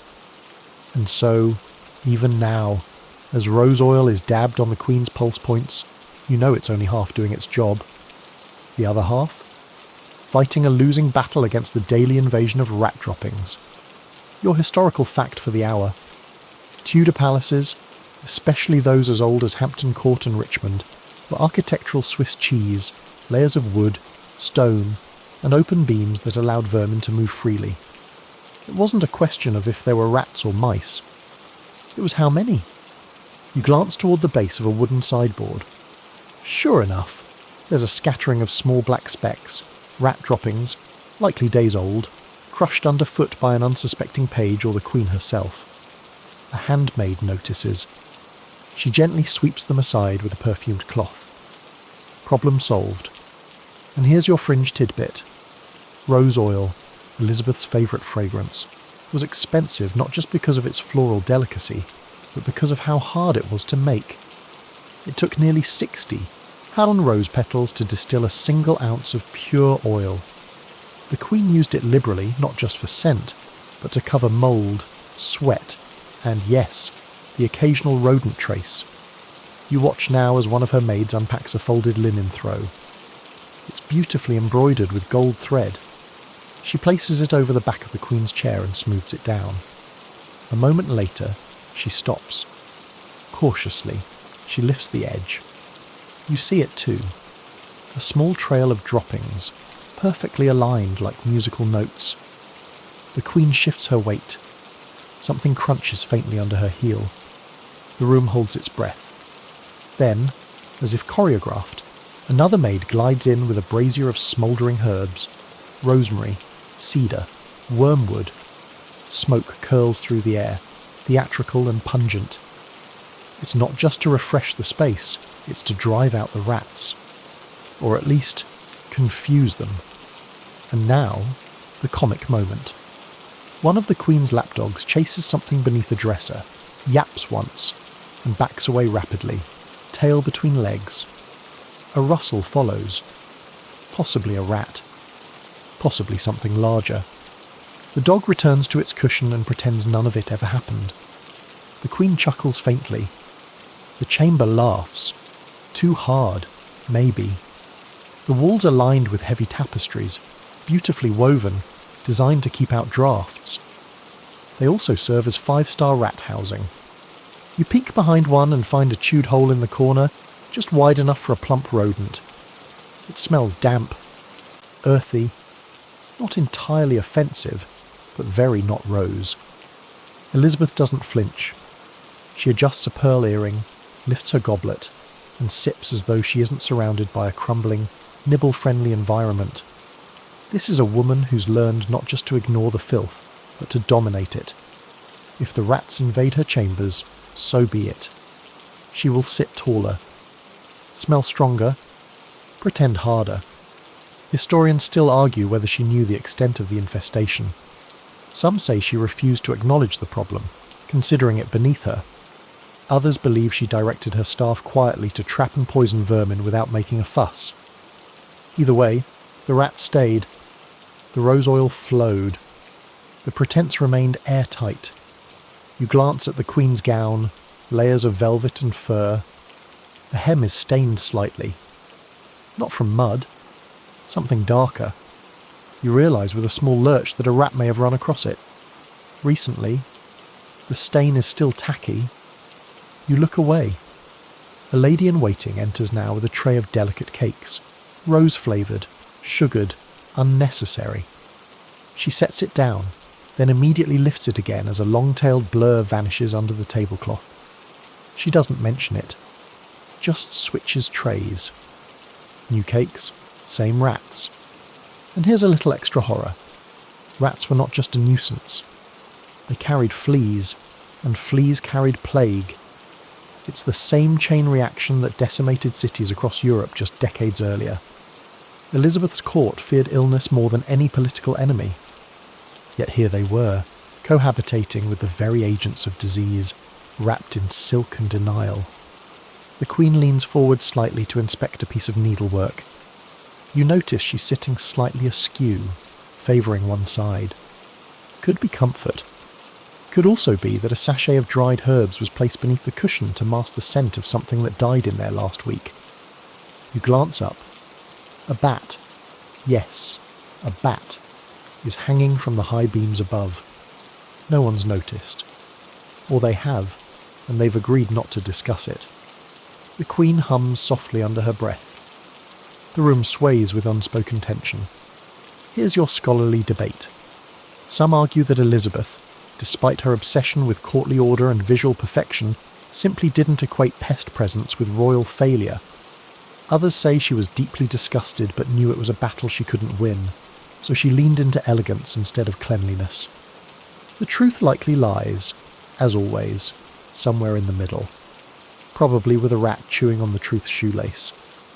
You move toward the door, grateful for the growing breeze. Behind you, the Queen takes a slice of candied orange, lifts it to her nose, inhales the rose sugar aroma, and smiles. A servant sneezes. A mouse scurries. The room sighs.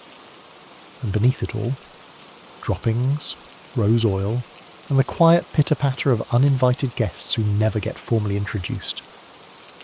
You're in the Queen's chambers again, standing near a towering cabinet stuffed with folded linens, lace collars, and an ungodly number of shifts, those long undergarments that never see daylight but know everything. You reach out, brush the edge of one sleeve, and immediately draw back. It's damp. Not freshly laundered damp. Marinated damp. The kind of damp that's been simmering between layers of wool and velvet for 3 days and 3 royal processions. And that's just the Queen's. You haven't even met the maids yet. They pass you now, ghosting between duties like haunted chandeliers. Hair pulled back, faces pale, expressions unreadable. But as you lean in, just slightly, you catch it. The wall of human odour trailing behind them. It's a quiet, relentless thing. Not offensive exactly, just saturated. Like oversteeped tea made from armpits and starch. Here's the thing no one wants to say. Even the Queen's inner circle stinks. You're not surprised, are you? These women, the Queen's closest attendants, her maids of honour, her bedchamber servants, rarely bathed. And when they did, it wasn't with soap and bubbles and self-care playlists. It was more like rubbing damp linen across the underarms and hoping last week's sweat had plans to leave. They changed their underclothes more often than their outer layers, but even that was limited by availability. Linen was expensive. Time was precious. And, let's be honest, priorities were different. Your historical fact. Most Tudor women, regardless of status, believed that water opened the pores and allowed sickness in. They avoided full-body washing. Instead, dry bathing with cloths and scented powders was the norm, even among royalty. And if that was the Queen's standard, the maids did less. One of them brushes past you now, adjusting a wooden bowl filled with pressed lavender sachets. The hem of her shift peeks out beneath her gown. It's grey, not from dye, but from where? She tucks it back in quickly, but not before you spot the edge of what looks like a wine stain. Or something worse. Here's your fringe tidbit. Some ladies in waiting used cut pieces of cloth, called clouts, during their menstruation, but these were reused, rinsed only lightly, and often stored in corners of the wardrobe between cycles. You blink, then notice a faint trail of dried rose petals leading to the back of a cedar trunk. You decide not to open it, but you do peek inside a nearby linen chest. It's lined with layers of dried herbs, sage, rosemary, and something citrusy. That's not just for fragrance. It's there to fight off the moths, lice, and, well, the smell. These chests weren't for daily use. They were sanctuaries of almost clean fabric, rotated in and out as needed, never truly laundered, just aired, perfumed, hoped for. One maid sits near the window now, brushing out her hair with a bone-handled comb. You notice the shine of oil, maybe rosemary, maybe goose fat. Her scalp is red in places, possibly irritated, possibly just unwashed. The brush looks familiar, as in not uniquely hers. You wonder how many hands and scalps have shared it. And here's your comic moment. Another maid drops a bundle of linen, bends over to grab it, and lets out a groan. Her corset creaks audibly. 5 layers deep, she mutters, and not one of them fresh. You choke on a laugh and pretend to study a shelf. Maids were meant to be invisible, silent, efficient, but in truth, they were everywhere, and they carried the weight and the scent of the Queen's world on their backs. They dressed her, undressed her, wiped her face, brushed her teeth, emptied her chamber pot, and all the while, they themselves were fragrant, in the way a cheese is fragrant, and no one talked about it. Historians still argue whether Elizabeth cared or simply endured. Some say she demanded a certain standard of grooming from her ladies. Others suggest she turned a blind nose. After all, if everyone smells, no one smells. Court life was a great equalizer that way. Perfume didn't elevate anyone, it just helped them survive each other. You watch one maid rub a mixture of crushed cloves and vinegar onto her armpits. It's almost sweet. Almost. Another uses a slice of lemon on her neck. She flinches. The acid stings, but it's all she has. And then there's the youngest, who reaches beneath her gown with a cloth. You hear the squish of damp linen against skin. No shame, no privacy, just routine. You look down at your own hands. You've touched a lot today. Wigs with mice, tooth twine, dung-smeared ruffs, rat trails. And now you're wondering what exactly lives under your fingernails. You eye a nearby bowl of rose water, dunk your fingers in, and realise it's been used multiple times. There's a floater. You back away. The Queen enters briefly, inspecting the work. One of the maids straightens. Another freezes. Elizabeth doesn't comment on the air, doesn't wrinkle her nose, doesn't sniff. She simply nods, selects a fan, and departs. You notice the maid she passed has a bead of sweat trailing down her temple. It vanishes into her collar. No one wipes it. And here's your scholarly debate.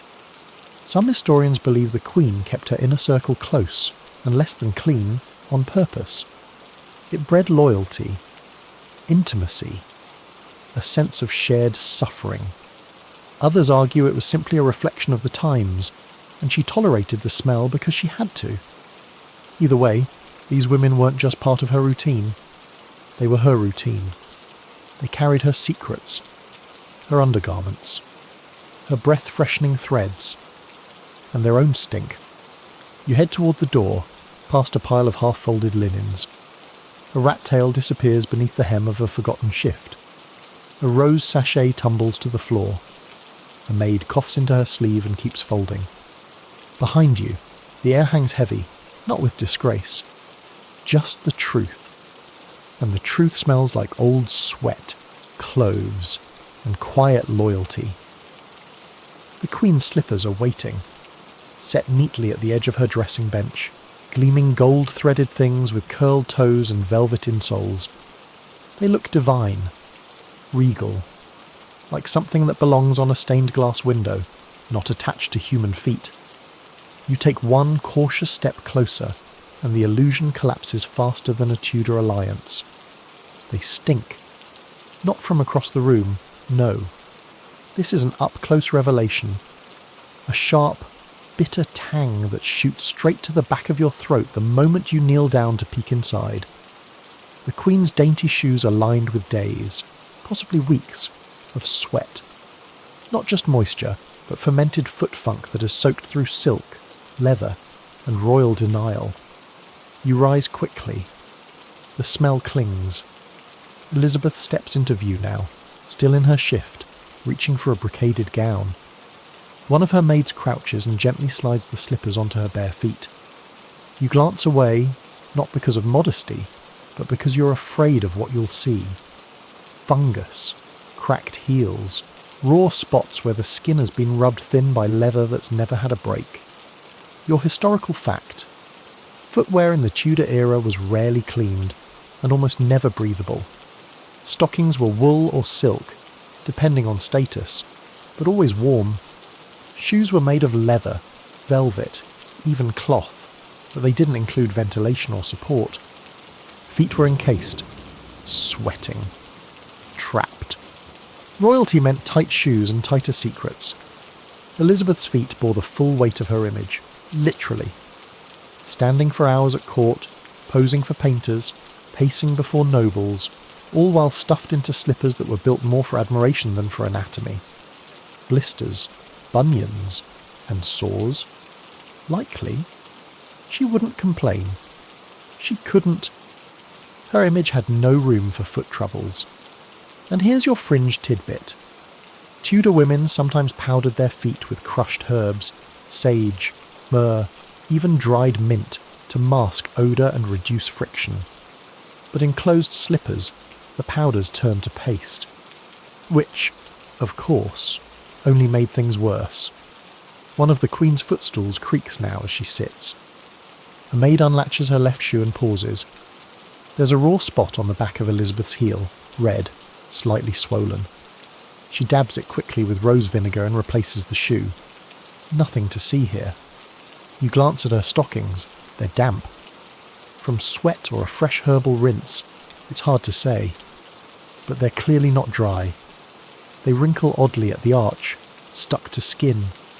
One toe peeks out, a nail that looks suspiciously dark, possibly bruised, possibly worse. And now, your comic moment. A courtier once wrote that the Queen's feet were as light upon the stones as a nymph of forest air. You imagine that man writing it while trying not to pass out from the smell rising off her train.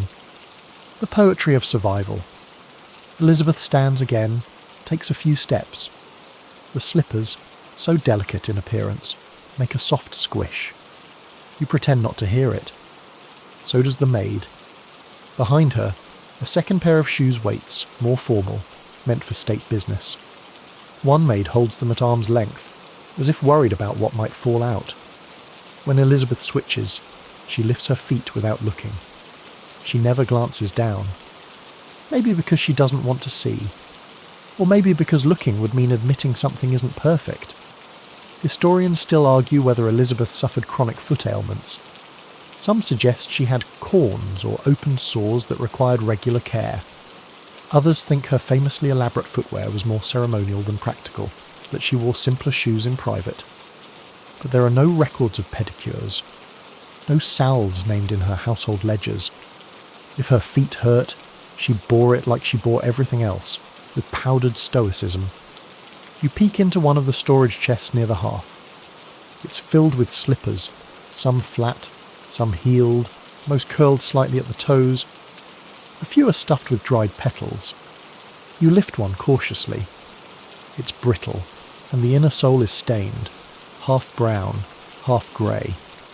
That's not dirt. That's wear. That's sweat.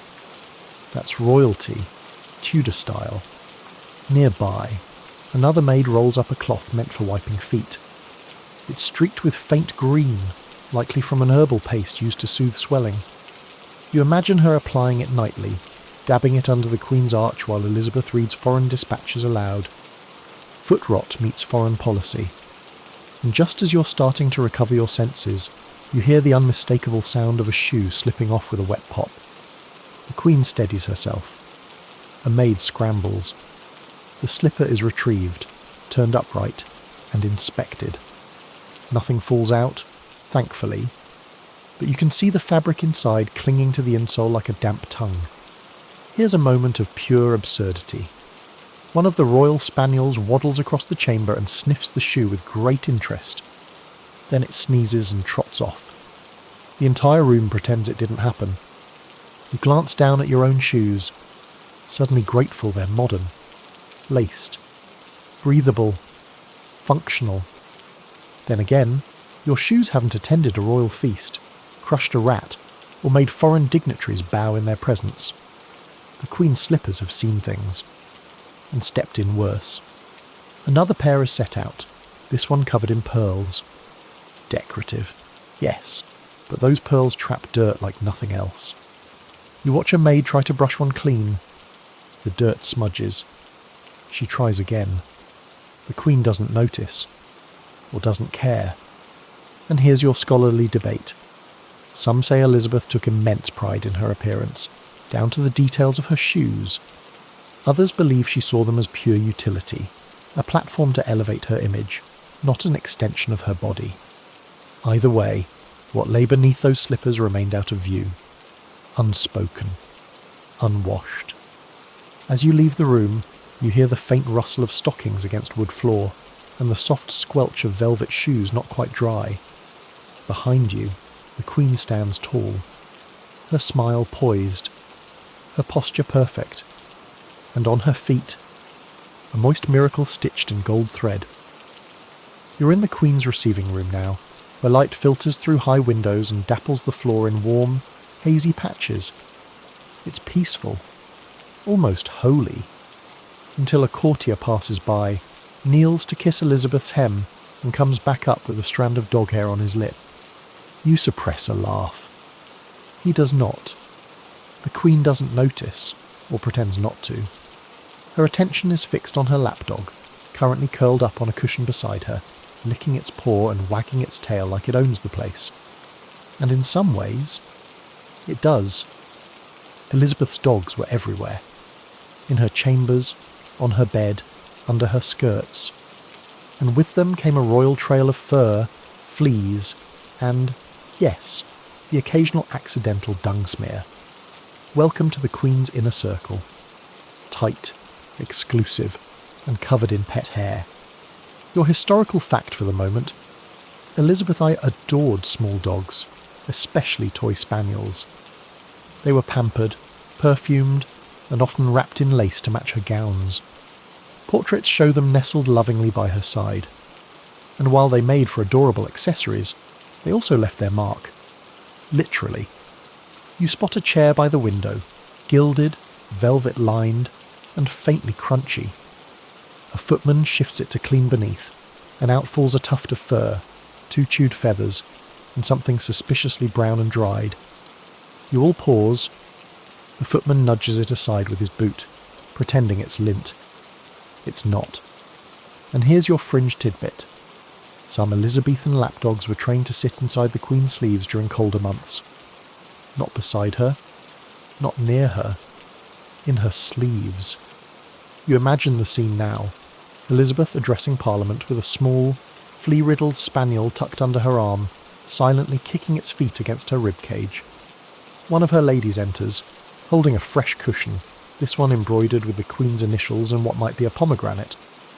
She places it on the floor, smoothing the fabric with careful hands. The dog immediately jumps down, circles it twice, and settles in. It's wearing a pearl-studded collar. Its nails click on the floor like tiny hooves. You kneel beside the chair and spot more fur stuck in the corner seam. And beneath it, a paw print. Dried. Faintly brown. Definitely tracked in from somewhere. You look up to see the queen reaching for a small tin, some kind of herbal balm. She opens it, dabs a bit onto the dog's nose. Possibly a flea repellent. Possibly just perfume. Possibly wishful thinking. The dog sneezes. A maid appears with a damp cloth and begins dabbing the queen's sleeve, where the dog's enthusiasm has left a trail of something. Elizabeth holds still. She's done this before. Often. Historians still argue whether these dogs were allowed to sleep in her bed. Some sources insist yes, noting how fond she was of letting them lie across her feet at night. Others suggest she merely allowed them into her chambers, not her bedding. But based on the current situation, fur on the sheets, scratch marks near the posts, you're betting those pups had full royal access. And here comes your comic break. One unlucky ambassador once attempted to flatter the queen by praising her dog's beauty, only to be bitten on the thumb when he reached to pet it. Elizabeth reportedly laughed. The dog got a treat. The ambassador got a bandage. You approach her writing desk and spot tiny claw marks along one leg. A chew pattern runs halfway up the side. It wasn't a mouse. It was one of the dogs, bored during a long council meeting, gnawing at the furniture while Elizabeth dictated foreign policy. You glance at the dog now. It's dozing, probably dreaming about biting the Ottoman envoy next.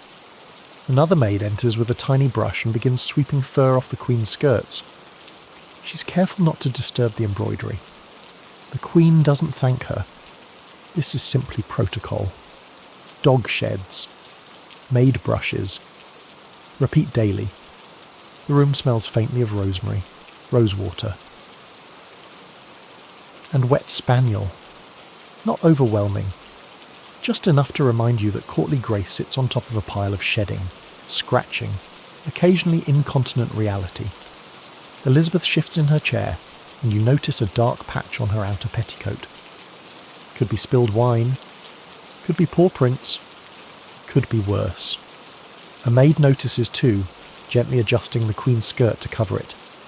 They move like dancers, choreographed around accidents and odours no one dares mention aloud. And here's your scholarly debate. Some historians argue that Elizabeth's fondness for animals was genuine affection, a rare personal softness in an otherwise rigid life. Others suggest it was calculated, part of her constructed image as a natural ruler, close to innocence, uncorrupted by children or husbands. The truth, likely both. The love was real. The mess came with it. A second dog enters, this one smaller, fluffier, trailing a piece of thread from what was probably the queen's favourite curtain. It bounds across the room and launches itself into her lap. She accepts it without flinching. A lady steps forward to retrieve the thread. Another follows with a scented handkerchief to dab the queen's wrist, now damp from eager licks. You glance toward the tapestry-lined corner of the room where the dogs often sleep. A faint stain darkens the edge of the rug. A maid brings in a bowl of herbs and charcoal and sets it beside it. Deodorizing, they call it. You call it strategic denial. The queen rises now. A trail of fur floats behind her like royal confetti. The dogs follow, one licking the hem of her gown, the other trying to chew a tassel. Elizabeth doesn't pause. She glides, trailed by chaos in velvet collars. You follow at a distance, stepping over a fresh paw print that glistens slightly in the light. You don't ask what it is. No one does.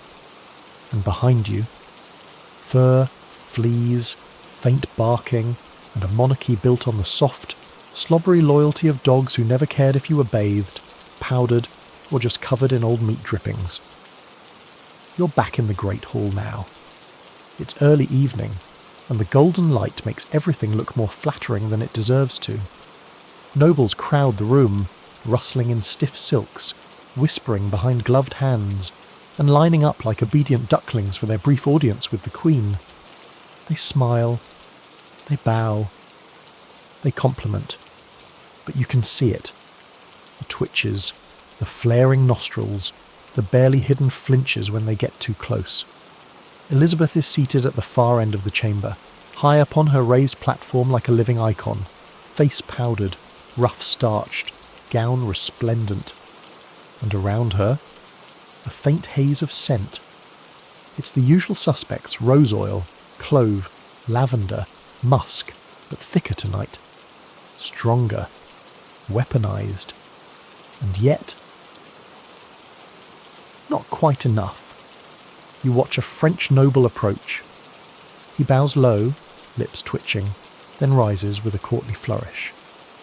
"Your Majesty," he says through clenched teeth, "you are radiant this evening." His left eye is watering.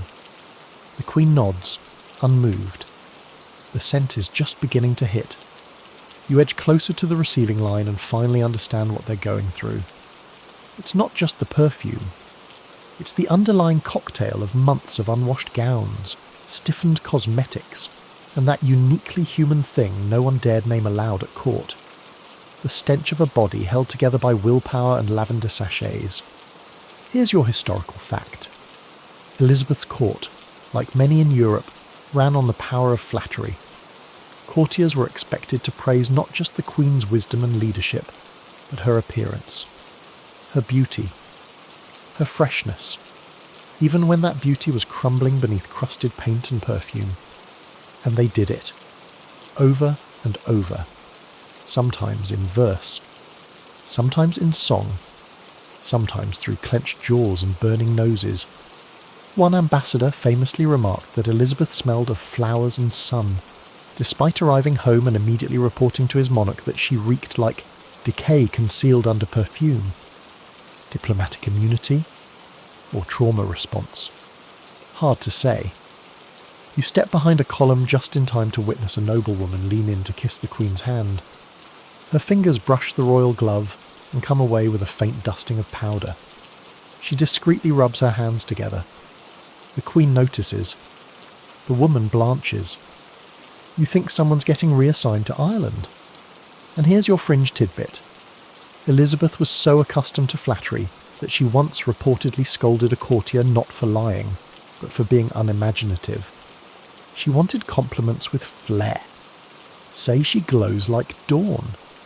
Don't say she smells nice. Say she smells like 1,000 blooming orchards dancing in heaven's breath. The bar was high. The truth was low. You watch a group of young pages standing near the wine table. One nudges the other and whispers something. They all glance at the Queen, then start pinching their noses and giggling. The guard catches them, sends them scurrying with a glare. But you saw it. Everyone knows. They've just learned not to say it. Your comic moment. A painter arrives, summoned to begin the outline of yet another flattering portrait. He approaches the Queen, swears she looks as fresh as dew, then promptly sneezes from the powdered musk cloud. He apologises. The Queen frowns. His hands shake as he prepares his palette. You wonder if his canvas will absorb more lies than paint. Behind the dais, a maid gently waves a fan soaked in rosemary-infused water. It doesn't move the air so much as swirl it. The scent grows stronger. A faint undertone of mildew sneaks in, possibly from the rug, possibly from the Queen's underlayers, possibly from everything. Elizabeth doesn't blink.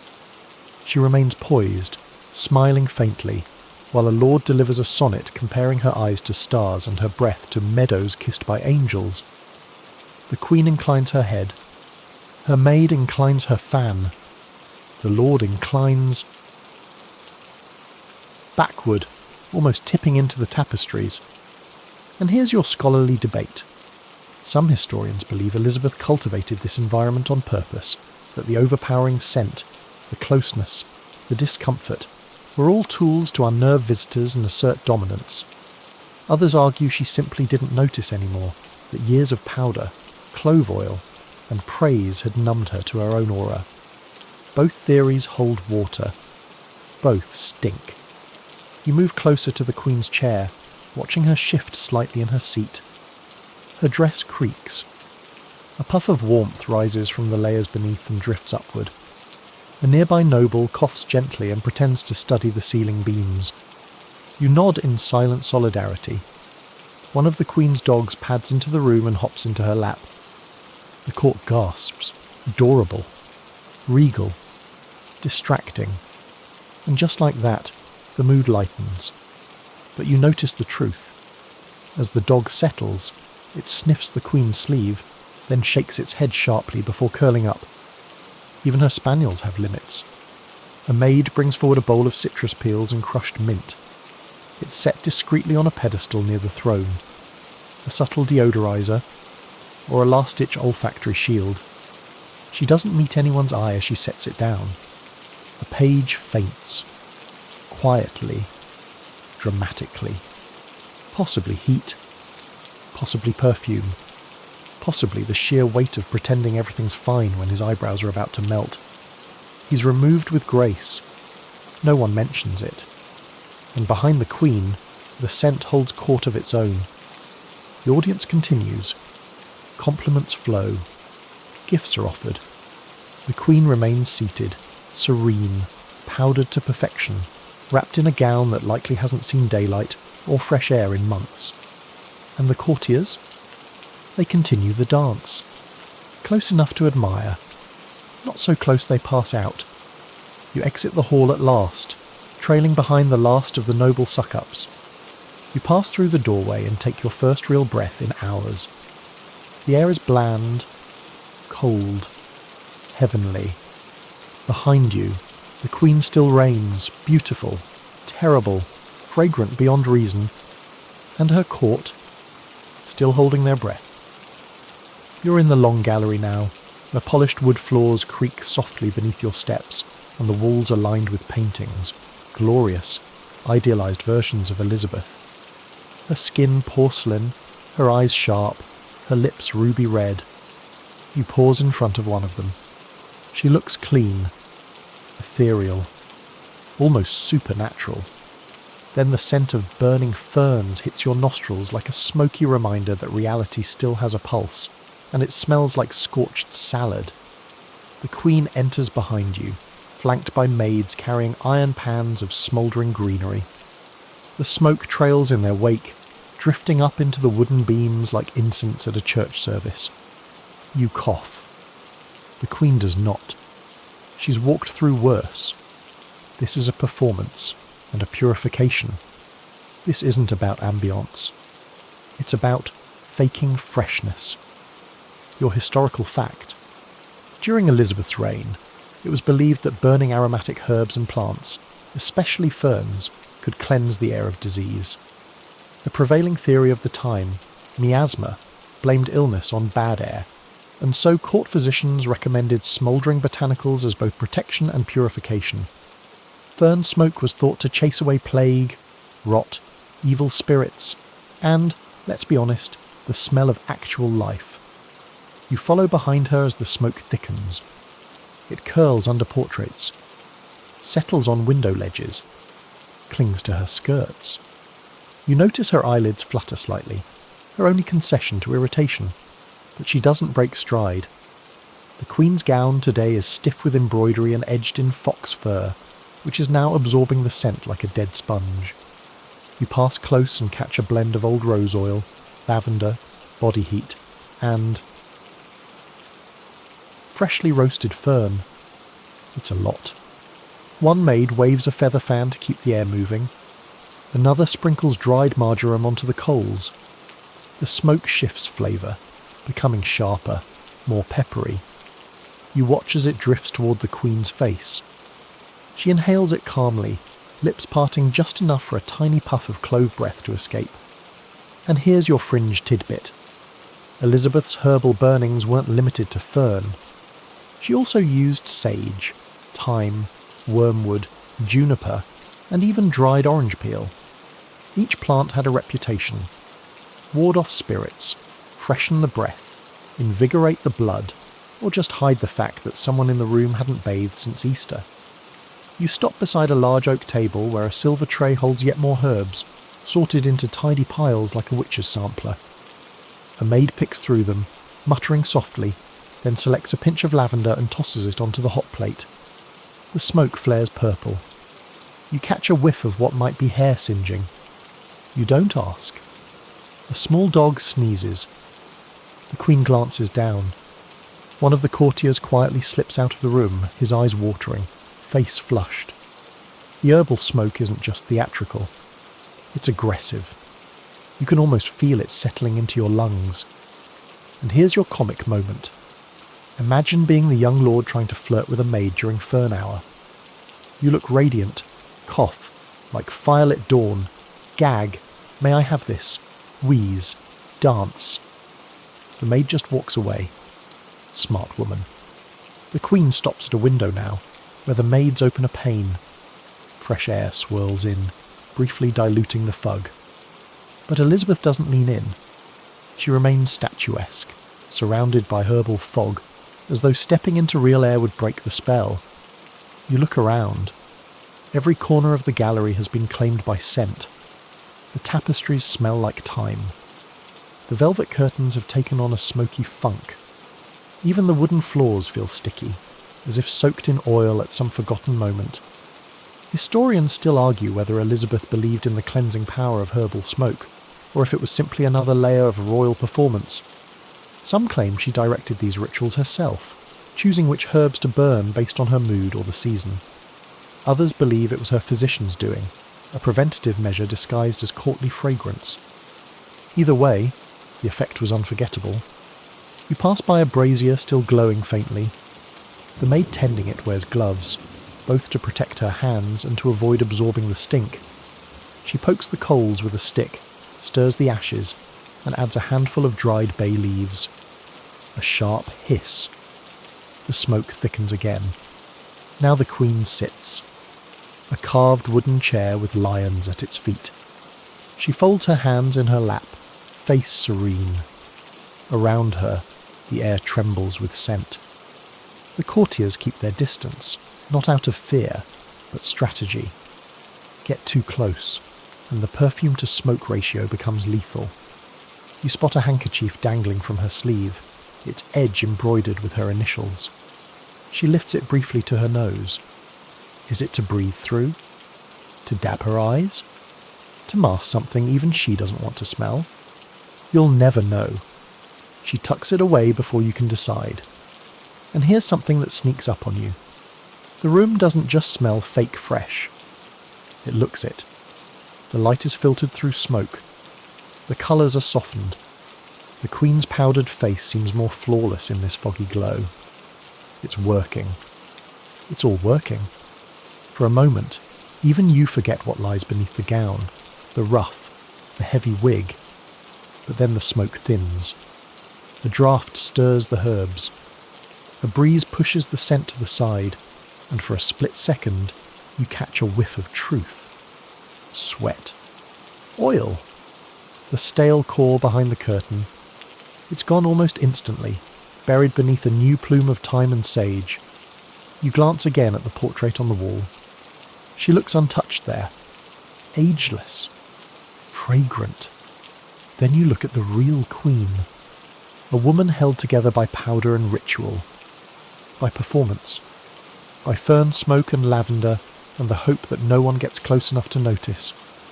And as the gallery doors swing open, she rises again.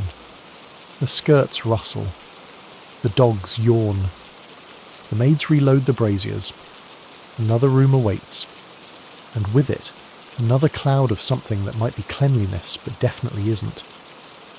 She's in her bedchamber again now, late, quiet. The candles burning low and the noise of the palace reduced to the occasional distant clatter of a dropped pot or a yawning dog. You stand in the shadow of her bed canopy, watching as the final pieces of her daily illusion are carefully removed.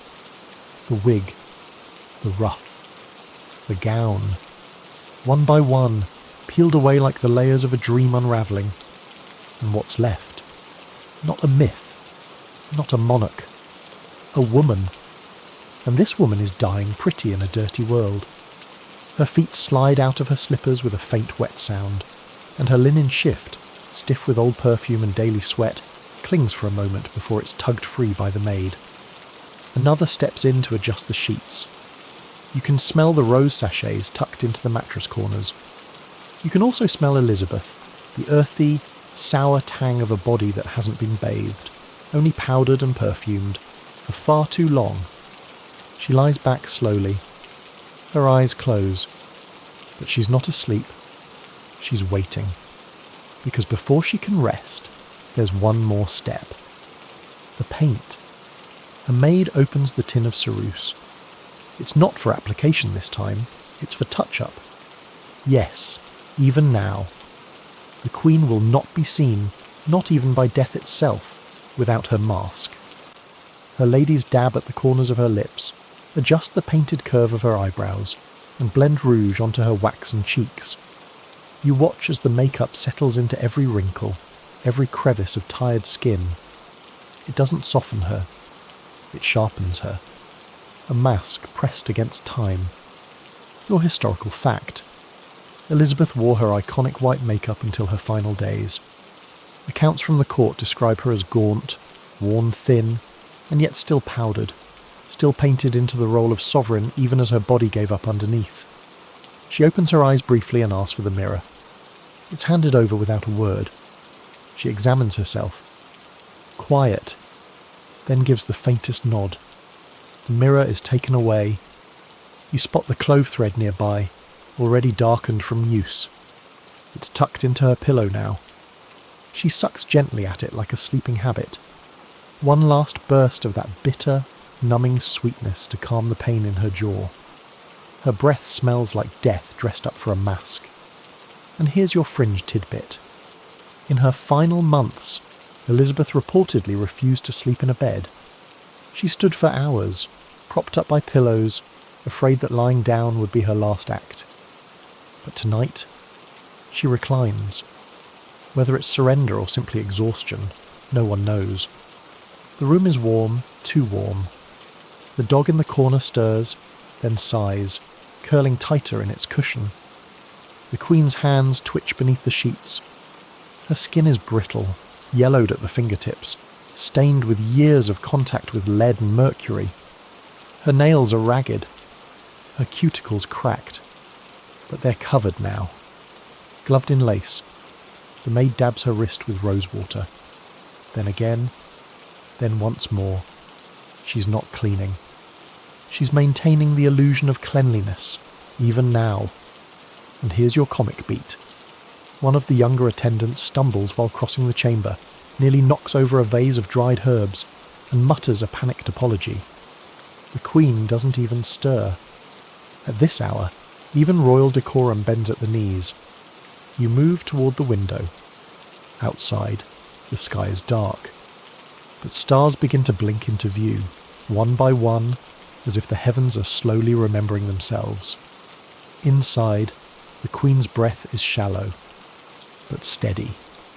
Historians still argue what truly killed her. Was it blood poisoning from the lead in her makeup? Was it an untreated infection, slowly eating away from within? Was it grief, isolation, the slow erosion of time? Some say she simply stopped eating. Others say she refused medicine. But all agree on one thing. She refused to be seen undone. Even in her final moments, Elizabeth demanded to be ready. Her ladies-in-waiting stayed with her in shifts. Not to nurse, to assist. To reapply the mask. To straighten the ruff. To place the jewelled rings on fingers that could no longer feel them. And behind it all, the dirt, the rot, the half-washed linens, the sour breath, the mice in the wainscoting, the smell of old roses going brown. The Queen never washed it away. She outlasted it. She closes her eyes now. The dog shifts again. The fan on the nightstand stirs with the smallest movement of air. One maid gently pulls the sheet higher, tucks it under the Queen's chin. The paint doesn't smudge. She's good at this. So is the Queen. She will sleep looking regal. She will sleep smelling faintly of decay, perfume, and legacy. And here is your scholarly debate. Was this obsession with image in her final days a show of strength or denial? Was she defying mortality or simply afraid of what she'd see without the mask? We don't know. We never will, because she never let us see it. You back away from the bed now. The candlelight flickers. Her breath remains shallow, steady.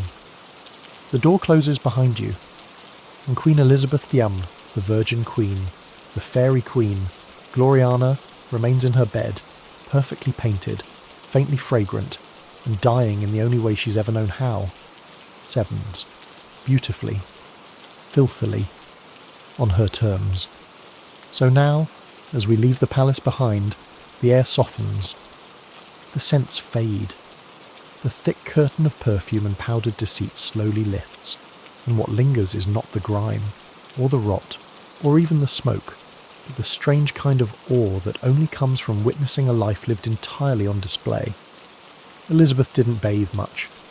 She didn't clean her teeth, or wash her wigs, or disinfect her chambers, but she maintained something else, something harder. The illusion. The crown never slipped. The paint rarely cracked. And the myth? Impeccably preserved, even as everything underneath withered. As you lie back now, think of the Queen not in her gown or her crown, but in that silent, perfumed room, surrounded by loyal women, tiny dogs, a fan still turning gently beside her. She breathes slowly, shallowly, with a string of clove tied gently around her tongue. And all around her, the scent of decay, wrapped in lavender. Your room is quieter than hers. Cleaner, softer. The hum of the fan is steadier. Your sheets aren't embroidered, but they're fresh. And you, my friend, aren't wearing a single drop of white lead. Let yourself drift now. Let the courtly noise dissolve. Let Elizabeth's world, laced with roses, riddled with filth, fade behind the walls of your own quiet kingdom. You're safe. You're warm. You're clean. And the Queen? She ruled it all. Even the rot. Sleep tight. End of script. Sweet dreams.